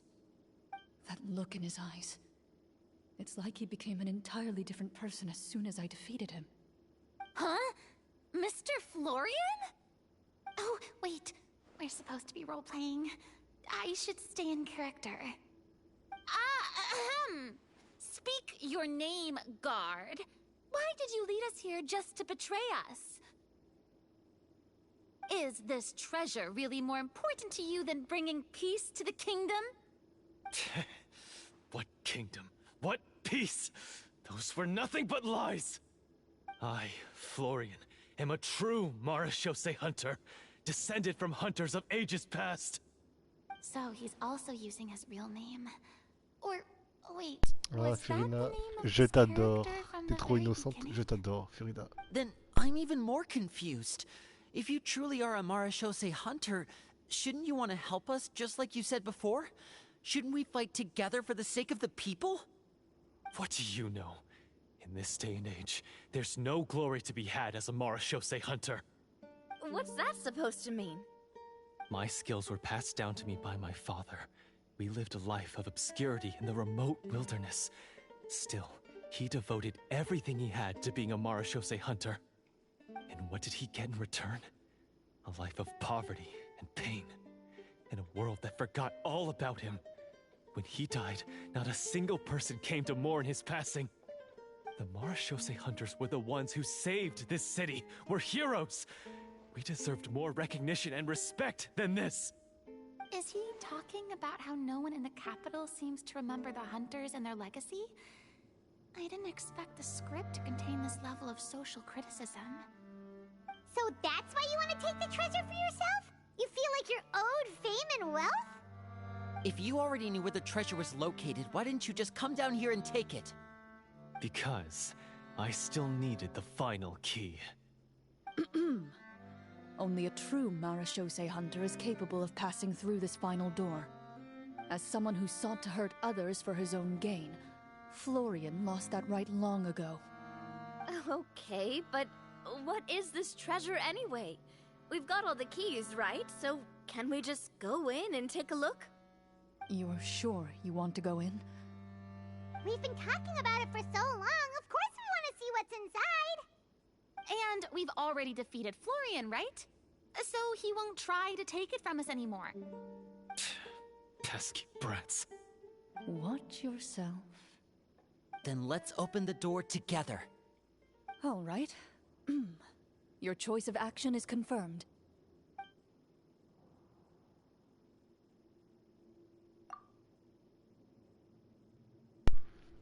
Clorinde ouvre la porte sans que personne ne s'en aperçoive. Elle sort sa propre clé et la combine aux autres, lui donnant ainsi la forme finale nécessaire. Damn. Oh, la clé, elle est incroyable. Before you, the door to the treasure, sealed and undisturbed for more than 100 years, finally swings open.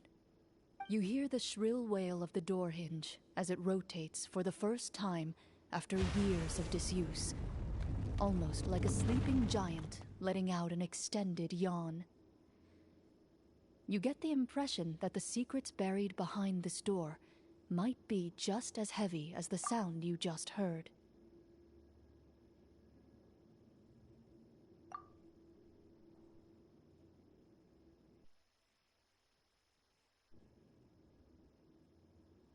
Petite capture d'écran, désolé.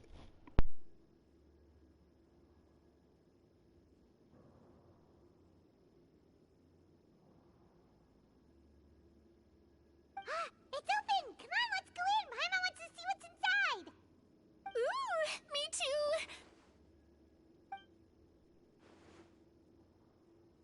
Ugh, uncovering hidden treasure is the most exciting part of adventuring. What do we have here? Uh-huh. A stone tablet? And some shabby weapons? You call this a treasure vault? Looks more like an abandoned warehouse! Oh, damn! Oh non! C'est une sorte de cimetière de tous les... Ou alors c'est la tombe de son maître. C'est pour ça qu'il y a tous les épées. Aïe aïe aïe. Ça c'est la tombe de son maître, ça c'est la tombe des maréchaussées fantômes.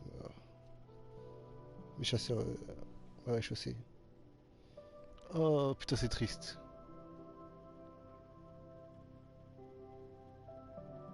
Ok, c'est ultra triste. Top. Vraiment top 5 des meilleures quêtes, hein. Incroyable. Maybe the troupe ran out of budget at the end? They provided a super immersive experience at the beginning only to drop the ball at the most important part? They could have at least filled this place with cardboard Mora or something. Wait, I get it now. Paimon, this is the real Marachose Hunter treasure. Huh?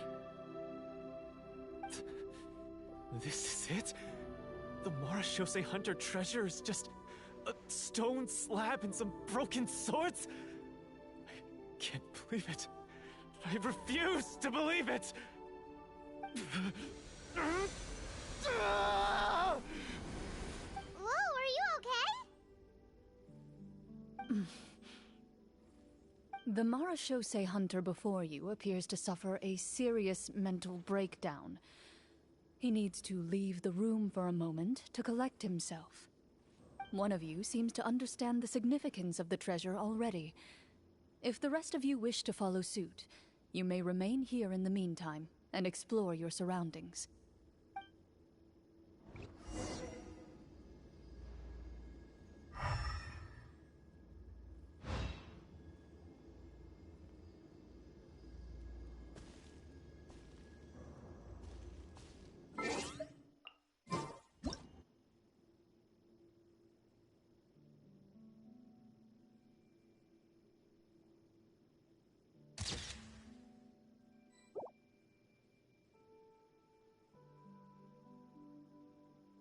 J'attends qu'elle fasse son idol, animation.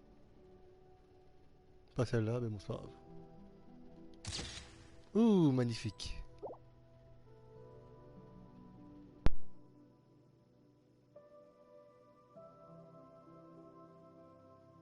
J'attends juste l'autre, et c'est bon. On est parti.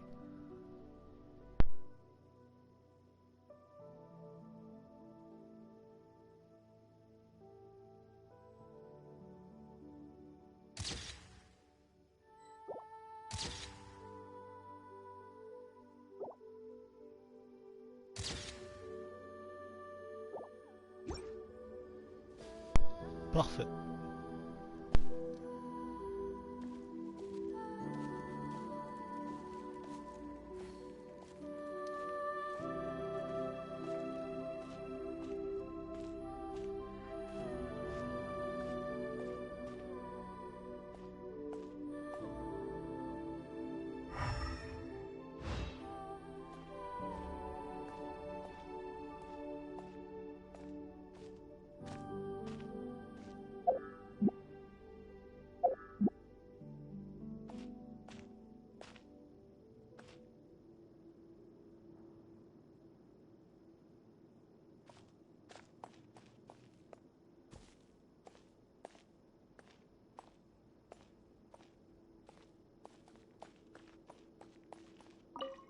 Walter.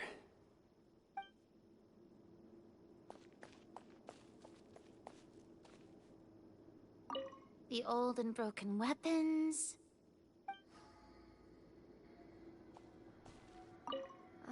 The names on the tablet.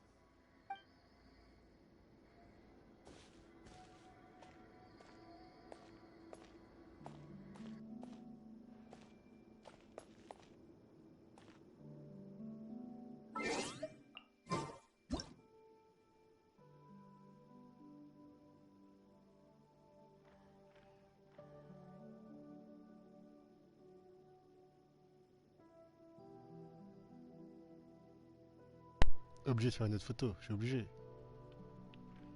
Obligé.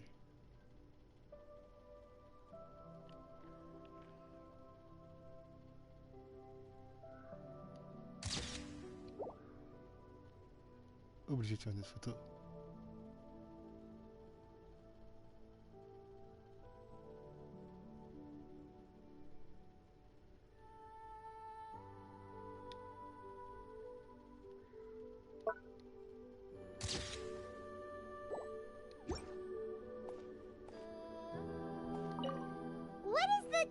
treasure supposed to be?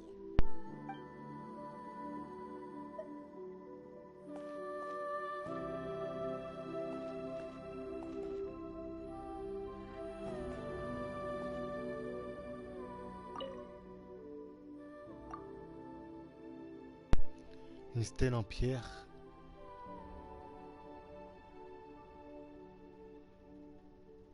Qui se dresse en silence et sur laquelle sont inscrits des noms de personnes et leurs exploits. Damn.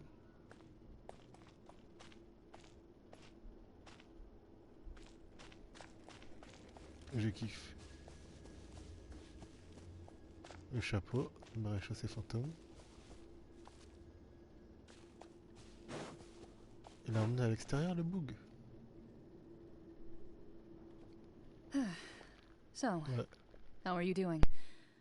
Feeling any better? What just happened? Do you remember how you got here? Or what happened to your body just now? I remember now. I brought you here because I wanted to... The explosives in the cave! You mean these? Huh? How did you... I could tell something was off the moment I stepped into this cave, so I kept an eye out. I've already dismantled the whole thing. So the strongest champion duelist in all of Fontaine saved the day once again. Guess I shouldn't be surprised. It would seem your skills as a Marashose hunter are as sharp as ever. I deserve some answers, don't you think? Tell me why you wanted to lure me here. Everything you said earlier sounded like the truth. Luckily, your monologue was dramatic enough to convince my friends you were just role-playing. I don't know. I just always felt like there was something in my heart that didn't belong to me. Something agitated and angry. Who knows? Maybe it was my own anger all along. I could never really tell. The feelings about my father and the other Marashose hunters are real. It just wasn't fair. I was angry, bitter that no one remembered them or praised their accomplishments. I don't know when it started, but at some point, my anger came to completely consume me. At that point, I remembered the legend my father used to tell me. The one about the treasure. But if the treasure was all you cared about, why plant all those explosives? Wouldn't they just destroy the treasure and bury you along with it? I can't remember. My head is a mess. It felt like there was this voice telling me to eliminate the hunters, but now it's gone. From your description, I suspect you were dealing with a Devorator. Devorator? Oh, your master... your father, I mean, never talked about it? It was a kind of monster that was active several centuries ago. No, I've heard of it. I'm just not sure why you suddenly... Wait, it can't be. The seal! The seal? My family has served as Marashose hunters for many generations. But the title and swordsmanship weren't the only things passed down over our line. There was a seal as well. My father instructed me to always watch over that seal and maintain it regularly. He said it had been passed down over a truly ancient age, and protecting it was our clan's most important duty. But I neglected that duty after he died. I finally decided to come down and check on it one day, and that's where my memories become fuzzy. The Devorator would be a formidable adversary for any mortal being, even ones as capable as the Hunters. If you lacked the power to completely destroy it, you could easily fall prey to its influence and corruption. In light of this, some Marashose hunters chose to seal the Devorator away, in the hopes that a permanent solution would come with the passage of time.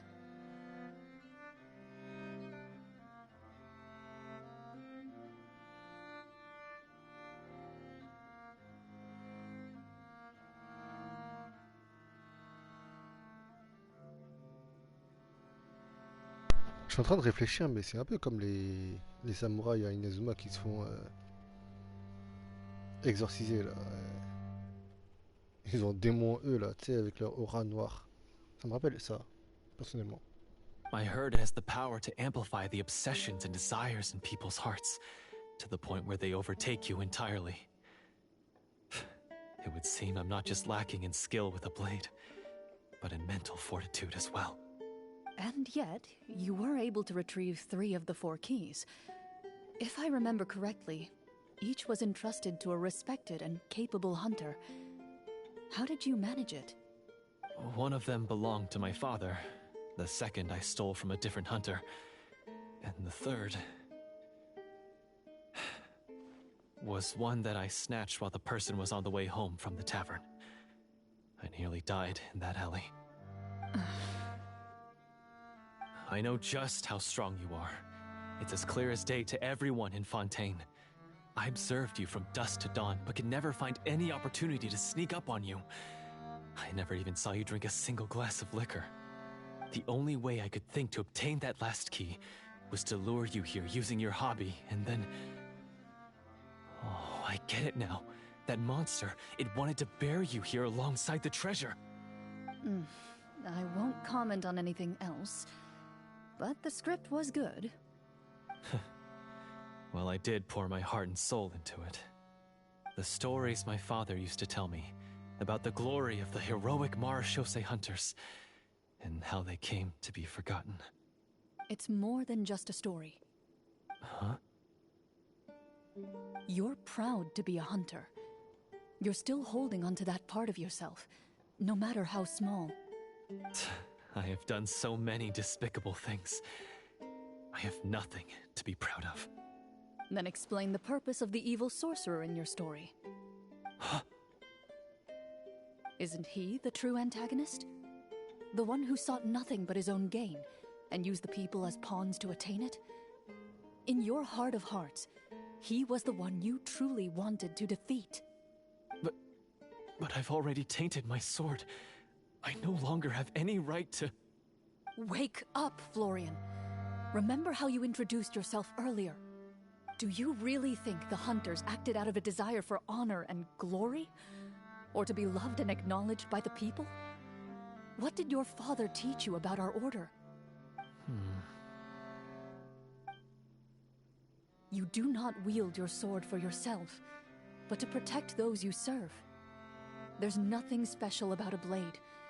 It's the intentions of the wielder that matter above all else. Do you still not understand? Even after seeing the treasure for yourself? The contents of that room, they represent the true legacy the hunters left behind. You're right.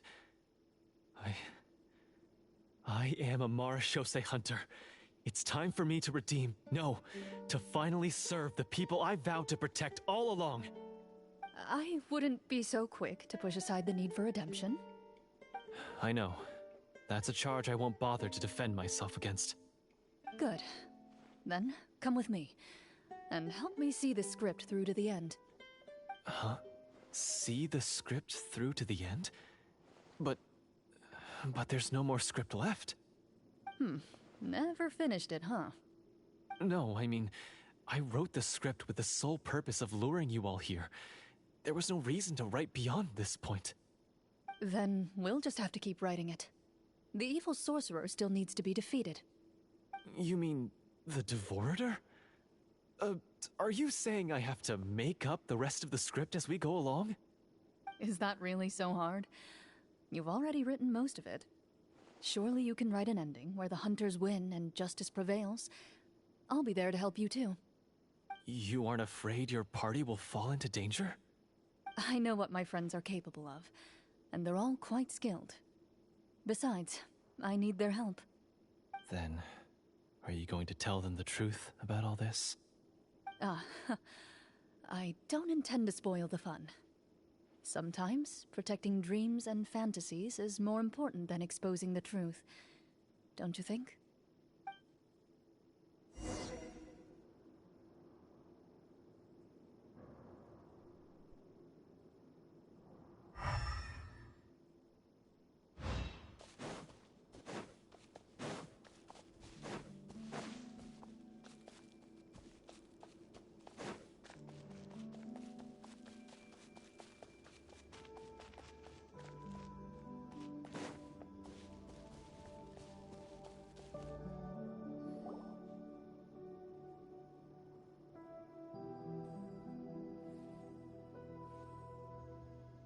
they're back!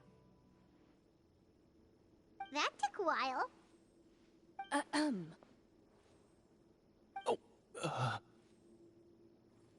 Ahem! My fellow Marashose hunters, please forgive me, for I have sinned. Tone it down. Sorry. After crossing swords with you and witnessing your courage in battle, I've rediscovered my true self and regained my pride as a Marashose hunter. Oh, do I smell a redemption arc? I confess, I was brainwashed by the evil sorcerer. He asked me to lure you here so he could bury you in this cave. That little... Wait, you're saying all of that wasn't you, but the evil sorcerer? That's right. He's adept at manipulating the hearts and minds of the people. I fell under his influence because I did not possess a strong enough sense of will. Huh. And how are you going to prove that you're a changed man? We're not going to fall for the same trap twice. To be perfectly honest, I only came to my senses after seeing the treasure. It reminded me of my father's past teachings. The treasure was actually... The names of all the Marashose hunters from ages past and their weapons? Wait, you already know? Of course. Don't underestimate a veteran role-player's exploration skills. Oh, wait, I mean Marashose hunter Navia's exploration skills. We just finished reading through the content of the stone tablet. That tablet recorded the lives of some fascinating people. For example, this Marashose hunter called Est. She inherited the responsibilities of the Golden Hunter and passed judgment on many people. But in private, she had a very easygoing personality.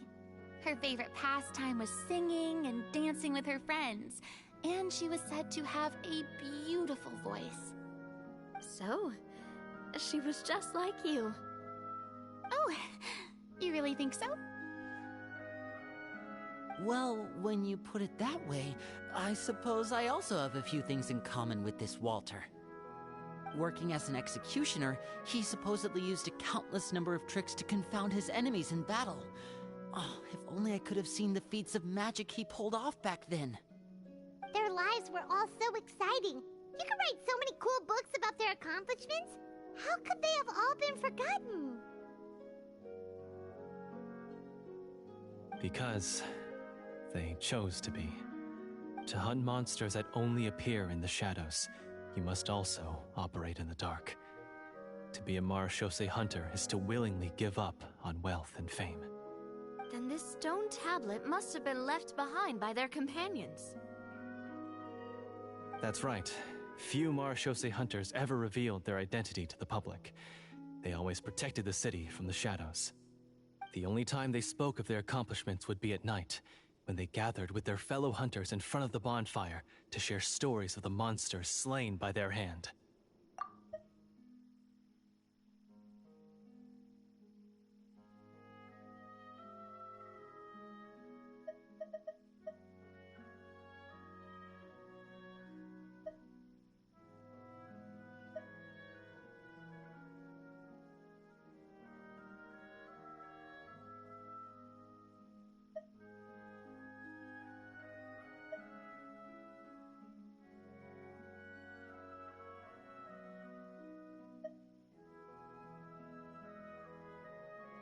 So, this tablet was created not so that the hunters would be remembered by the people, but so that they would be remembered by each other. No wonder this place was so well hidden. You regard the stone tablet in solemn silence. The names of your comrades etched onto its surface serve as a reminder that you are never truly alone. The tablet proves that, although a hunter walks a shrouded path, it is not a solitary one. There will always be those who walk beside you, a fact that remains as true today as in ages long past. Their legacies shall continue to be passed down from generation to generation.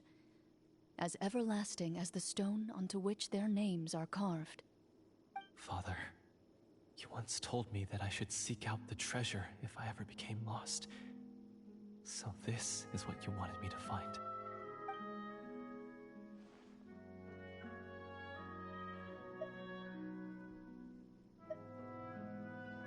Thank you, my friend.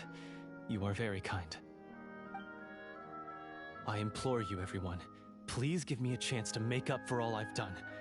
Allow me to fight alongside you and defeat the evil sorcerer that threatens the peace and prosperity of everyone in this kingdom. Well, I say we let you join. Sounds good to me too. Everyone makes mistakes. What matters is what you do to make up for them. I have no objections, but... Mr. Florian, do you even know how to defeat the evil sorcerer? When he took over my mind, I gained some insight into his thoughts. Every time I thought of the treasure, he reacted with a strong sense of fear. Huh? He's afraid of the treasure? But there's nothing here except some broken weapons and the stone tablet. What if the secret's hidden inside these weapons? GM, permission to investigate.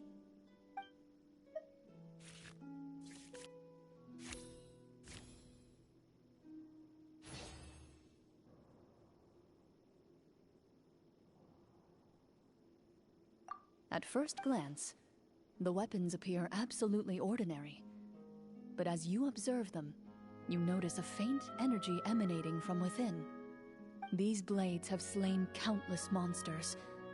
Though it's been a long time since they were used in battle, their edges remain sharp, as if they're simply waiting for the next worthy hunter to carry on their legacy. So basically take these with us, right? I'll take this weapon, since it used to belong to Est. Maybe it'll find comfort in being held by someone who appreciates the arts. Ah, good idea. I'll take Mr. Walter's bow then. From one archer magician to another.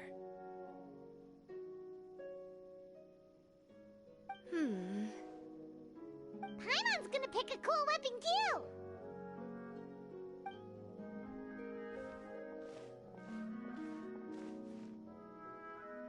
As you grip your weapons, you can almost feel the will of past hunters coursing through your being.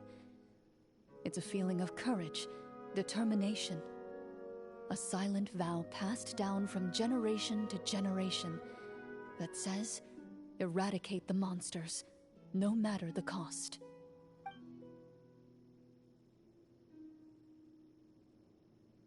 Mr. Florian, do you know where to find the evil sorcerer?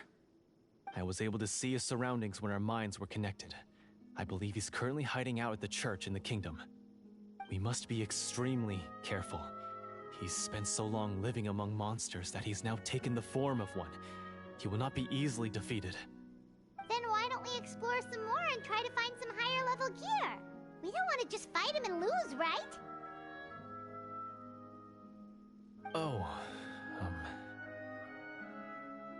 No, we have to strike now. He was greatly weakened when I managed to break out of his control.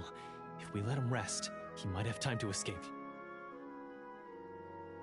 I agree with Mr. Florian. We've got to act while we have the advantage. Don't forget, the people of the capital are counting on us. Yeah, now that we've got a plan, there's no point in waiting. The longer this drags on, the worse it will be for everybody. Yes, that's what's called... Yes, that's exactly right. Alright, you've persuaded Paimon. Mr. Florian, please, lead the way. Of course. Follow me. He had to set up so many scenes today, and now he has to join in for this last part. I really don't envy his job. Finally, you decide to slay the evil sorcerer and bring peace back to the kingdom once and for all. As you walk away, you feel the gaze of the stone tablet at your back, as if all the hunters of the past are wishing you success in the battle ahead and awaiting your triumphant return.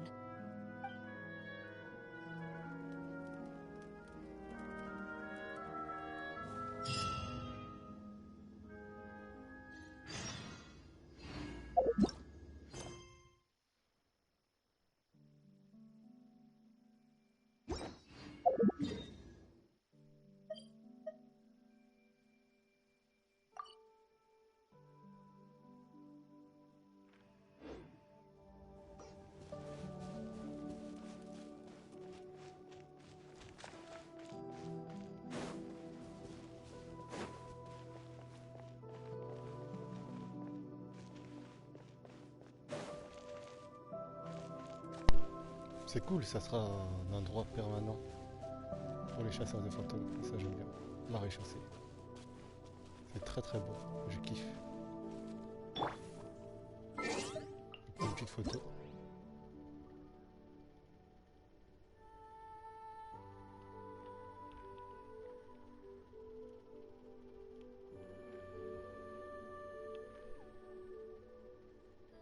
Voilà.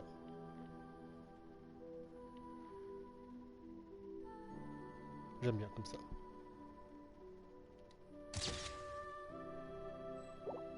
Une autre, vite fait. Je fais juste l'autre animation.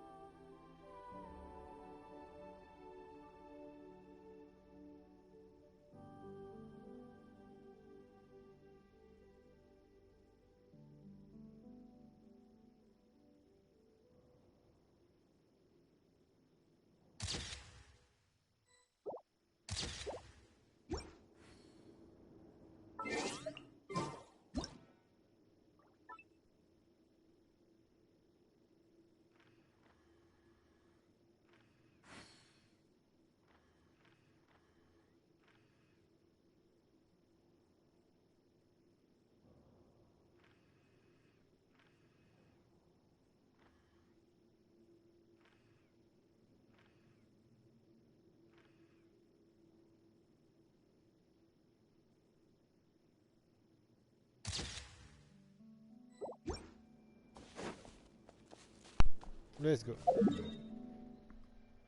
Hop. Et voilà.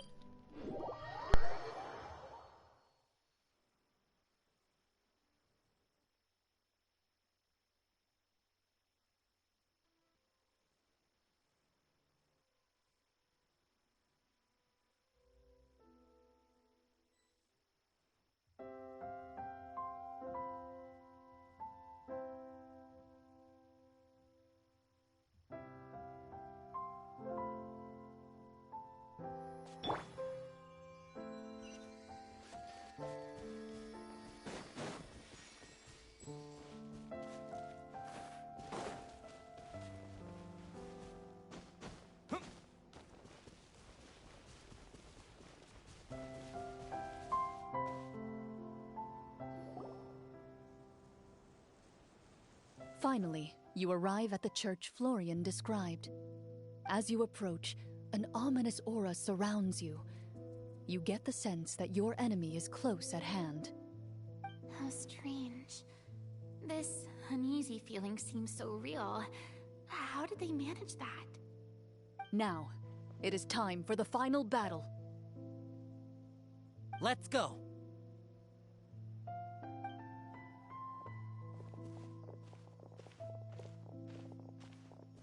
Florian, wait. What's wrong? I think you should wait outside. You've already been corrupted by the Devorator once. It could easily re-enter your mind and take control of your body. I don't think it's a good idea for you to be this close. If it corrupts you again, it's possible you might take on a new form entirely. That's exactly why I have to go. Why I should be at the very front.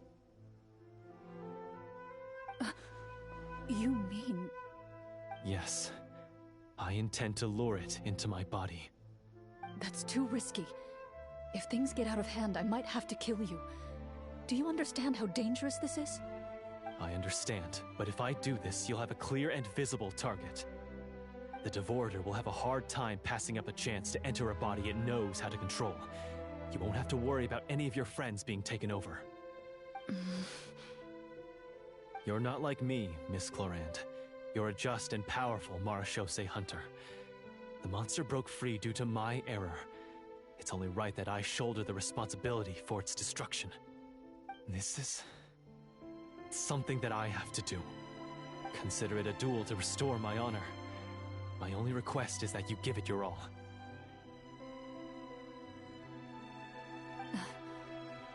I understand. Then, as a champion duelist, I hereby accept your request for a duel, and extend to you my most sincere regards. Thank you. The battle is now upon us. Let the Devorator once again tremble under the blade of the Marechaussee hunters.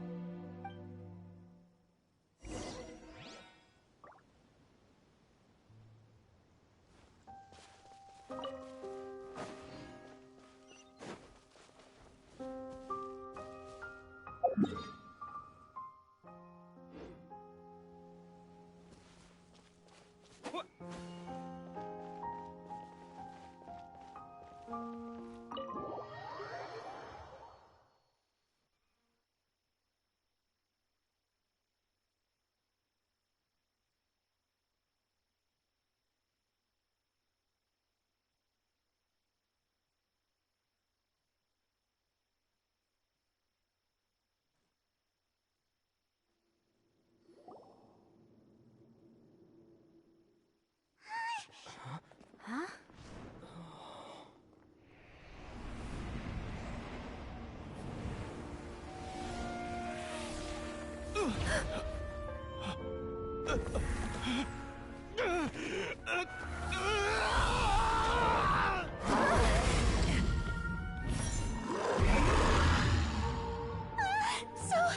So lifelike.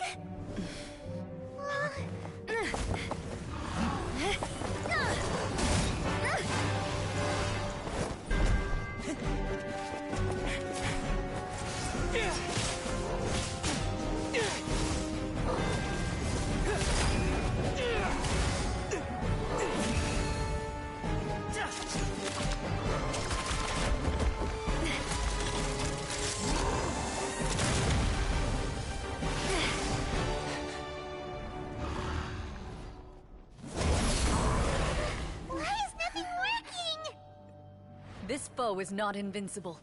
You hold the treasure. The power to defeat it in your own 2 hands. The treasure? You mean... The names! It's the Marechaussee hunters' names! How are we supposed to... You forget, Paimon? There's still one skill we saved until the very end. Hunters fight not for fame, but to aid the people whenever they are summoned. Walter the Marechaussee Hunter, master of 1,000 tricks, executioner of the Phantom Hunters, I call for aid! Est, the Marechaussee Hunter, inheritor of Cassiodor's will, judge of the Shadow Hunters. Answer my call!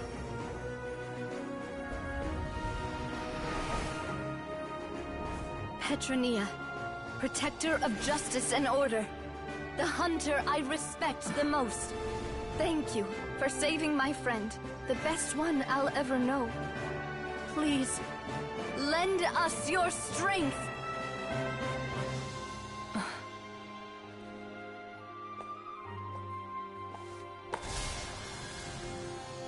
We have come to answer your summons.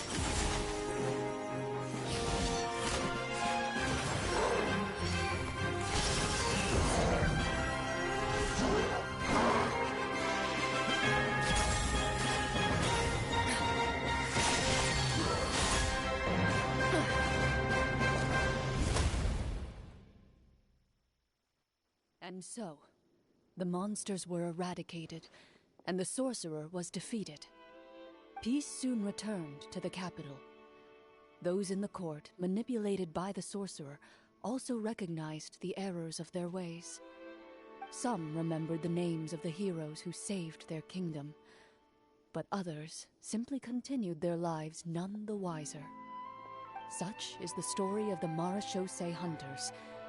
They pursue the phantoms in the darkness and exterminate all who pose a threat. They will always protect the city and those within it, even should all memory of their accomplishments be forgotten by the very people they serve. I am assuming we've finally reached the end of the script. Yes, you've reached one of the better endings. It's a pretty solid story overall. I thought it was just an ordinary adventure at first, but the further we got into it, the more impressed I became with the production and the plot.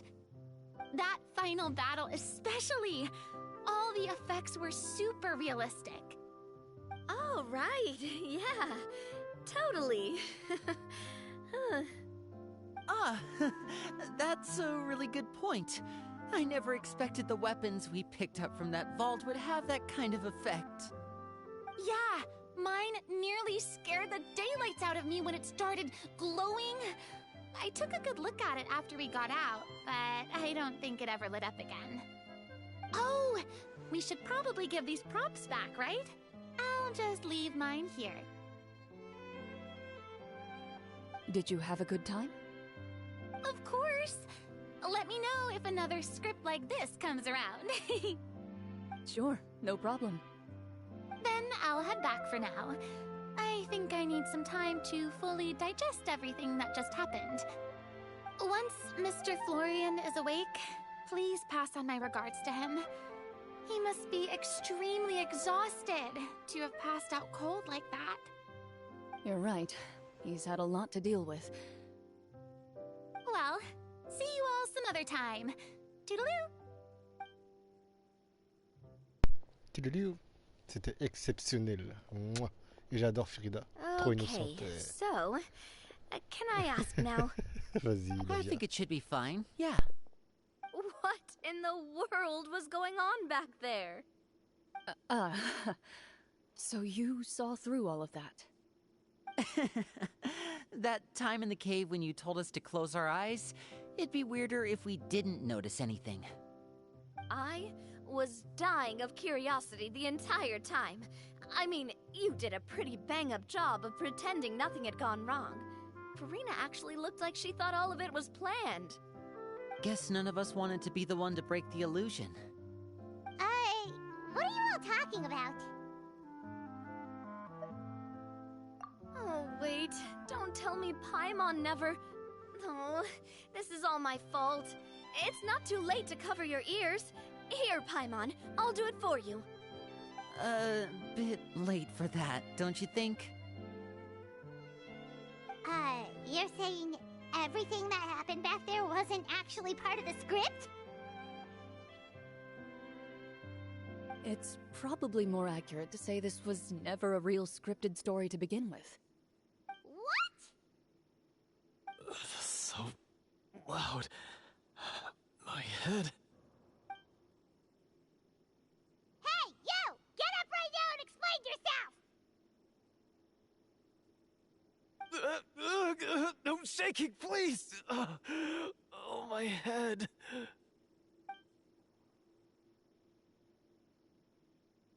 Did Paimon just hear that right? You guys made up that whole last part on the spot? It's not nice to lie to people, but Paimon's gotta admit, that was a really good story, Florian. Oh, and nice improvisation, Clorinde! Yeah, it was like watching a magician improvise a spectacular magic trick after forgetting an important prop. If Paimon knew something was wrong with that vault, she would have floated straight in the opposite direction! Everything was under control. As if you've ever described a situation as being out of control. I'm pretty sure any situation you consider to be easy to handle would scare a reasonable person half to death. Guess I'm just used to it. You must run into a lot of unexpected situations then. That explains why you're so good at coming up with things on the spot. As for you, Florian, I know there's no excuse for what I did. I'll turn myself into the guards at once, confess my crimes, and accept any punishment that comes my way. I would say you've already suffered more than enough. What? You may have been blinded by fame and fortune in the beginning, but your actions during the final battle had proven you to be a true Marechaussee hunter. You'll be far more used to the city above ground than below. Your job as a hunter is more important. But... Of course, you'll still need to take the keys and pay a personal visit to the 2 hunters you wronged. Prepare to accept any terms they give you as well. Yes, of course. As far as I'm concerned, though, your showing in the duel was enough to prove your honor. Then I'll do exactly as you said. I'll go return those 2 keys right now. Thank you so much, everyone. I'll do my best to prove myself worthy of the second chance you've given me. I swear this on my name and honor as a Mara Shosei hunter. Until we meet again, everyone.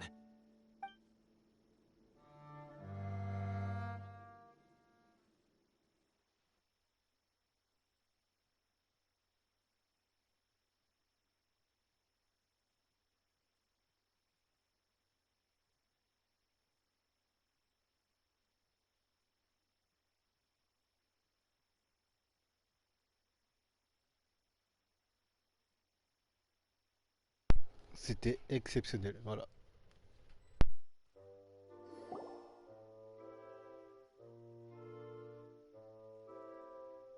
Speaking of Mara Shosei hunters, what should we do about the treasure in that cave? Leave it be. Are you sure? We could show it to people, make it so that the hunters are remembered. Don't you want that? No.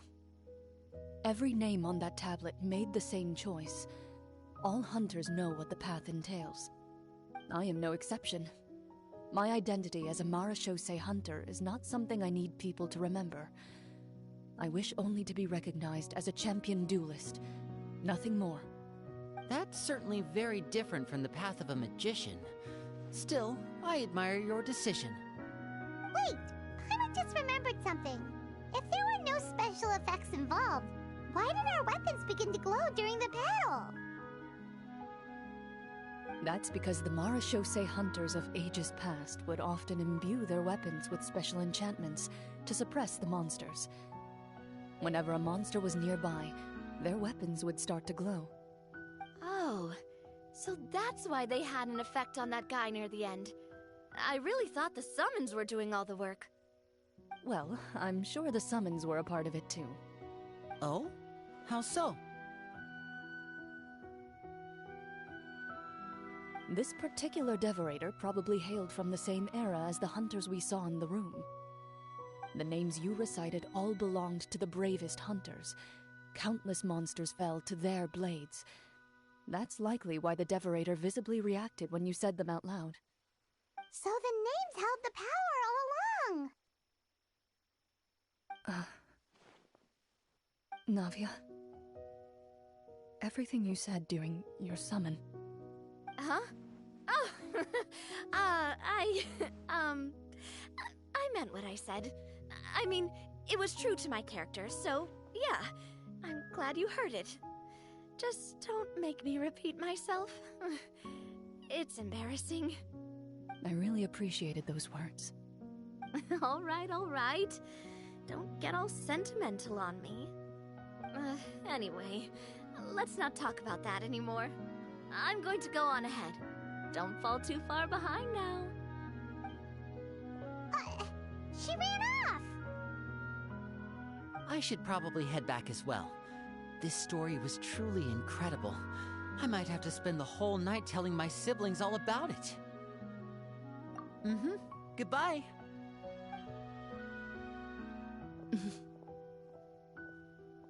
Traveler, should your name and deeds be forgotten, what do you think the significance of your journey will be?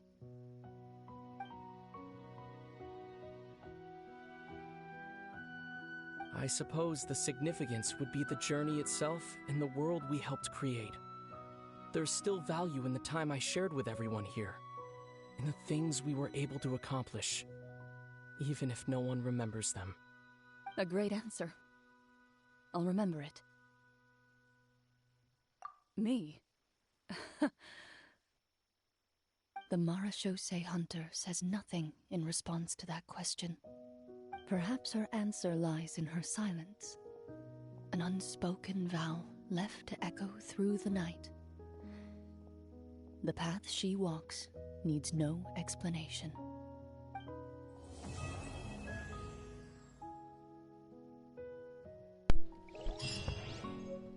J'applaudis. Quoi? Oh, le livre! Oh, trop stylé! L'album des personnages du sacerdoce de la chaussée fantôme. J'applaudis. C'était exceptionnel. Incroyable.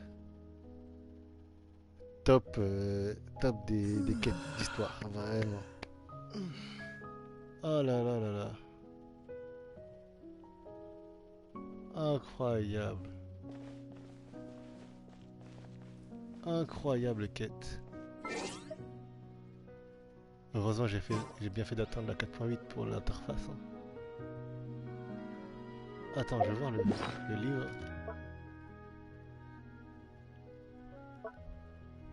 Oh déjà il est trop beau le livre. Album des personnages de chasseurs de la maréchaussée. Le jour du jugement. Un livre qui commémore les participants à cette partie de chasseurs de la maréchaussée. Le jour du jugement. Pour les joueurs comme la meneuse de jeu, il regorge de souvenirs de vos aventures ensemble.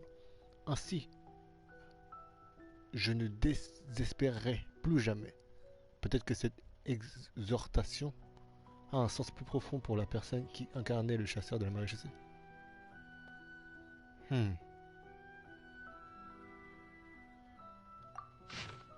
Oh là là là là, oui.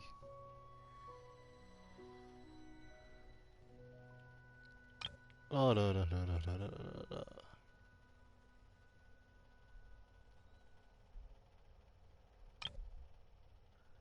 Trop stylé.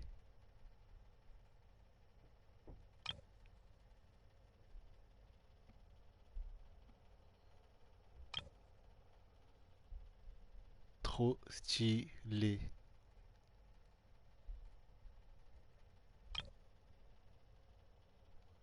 Trop stylé.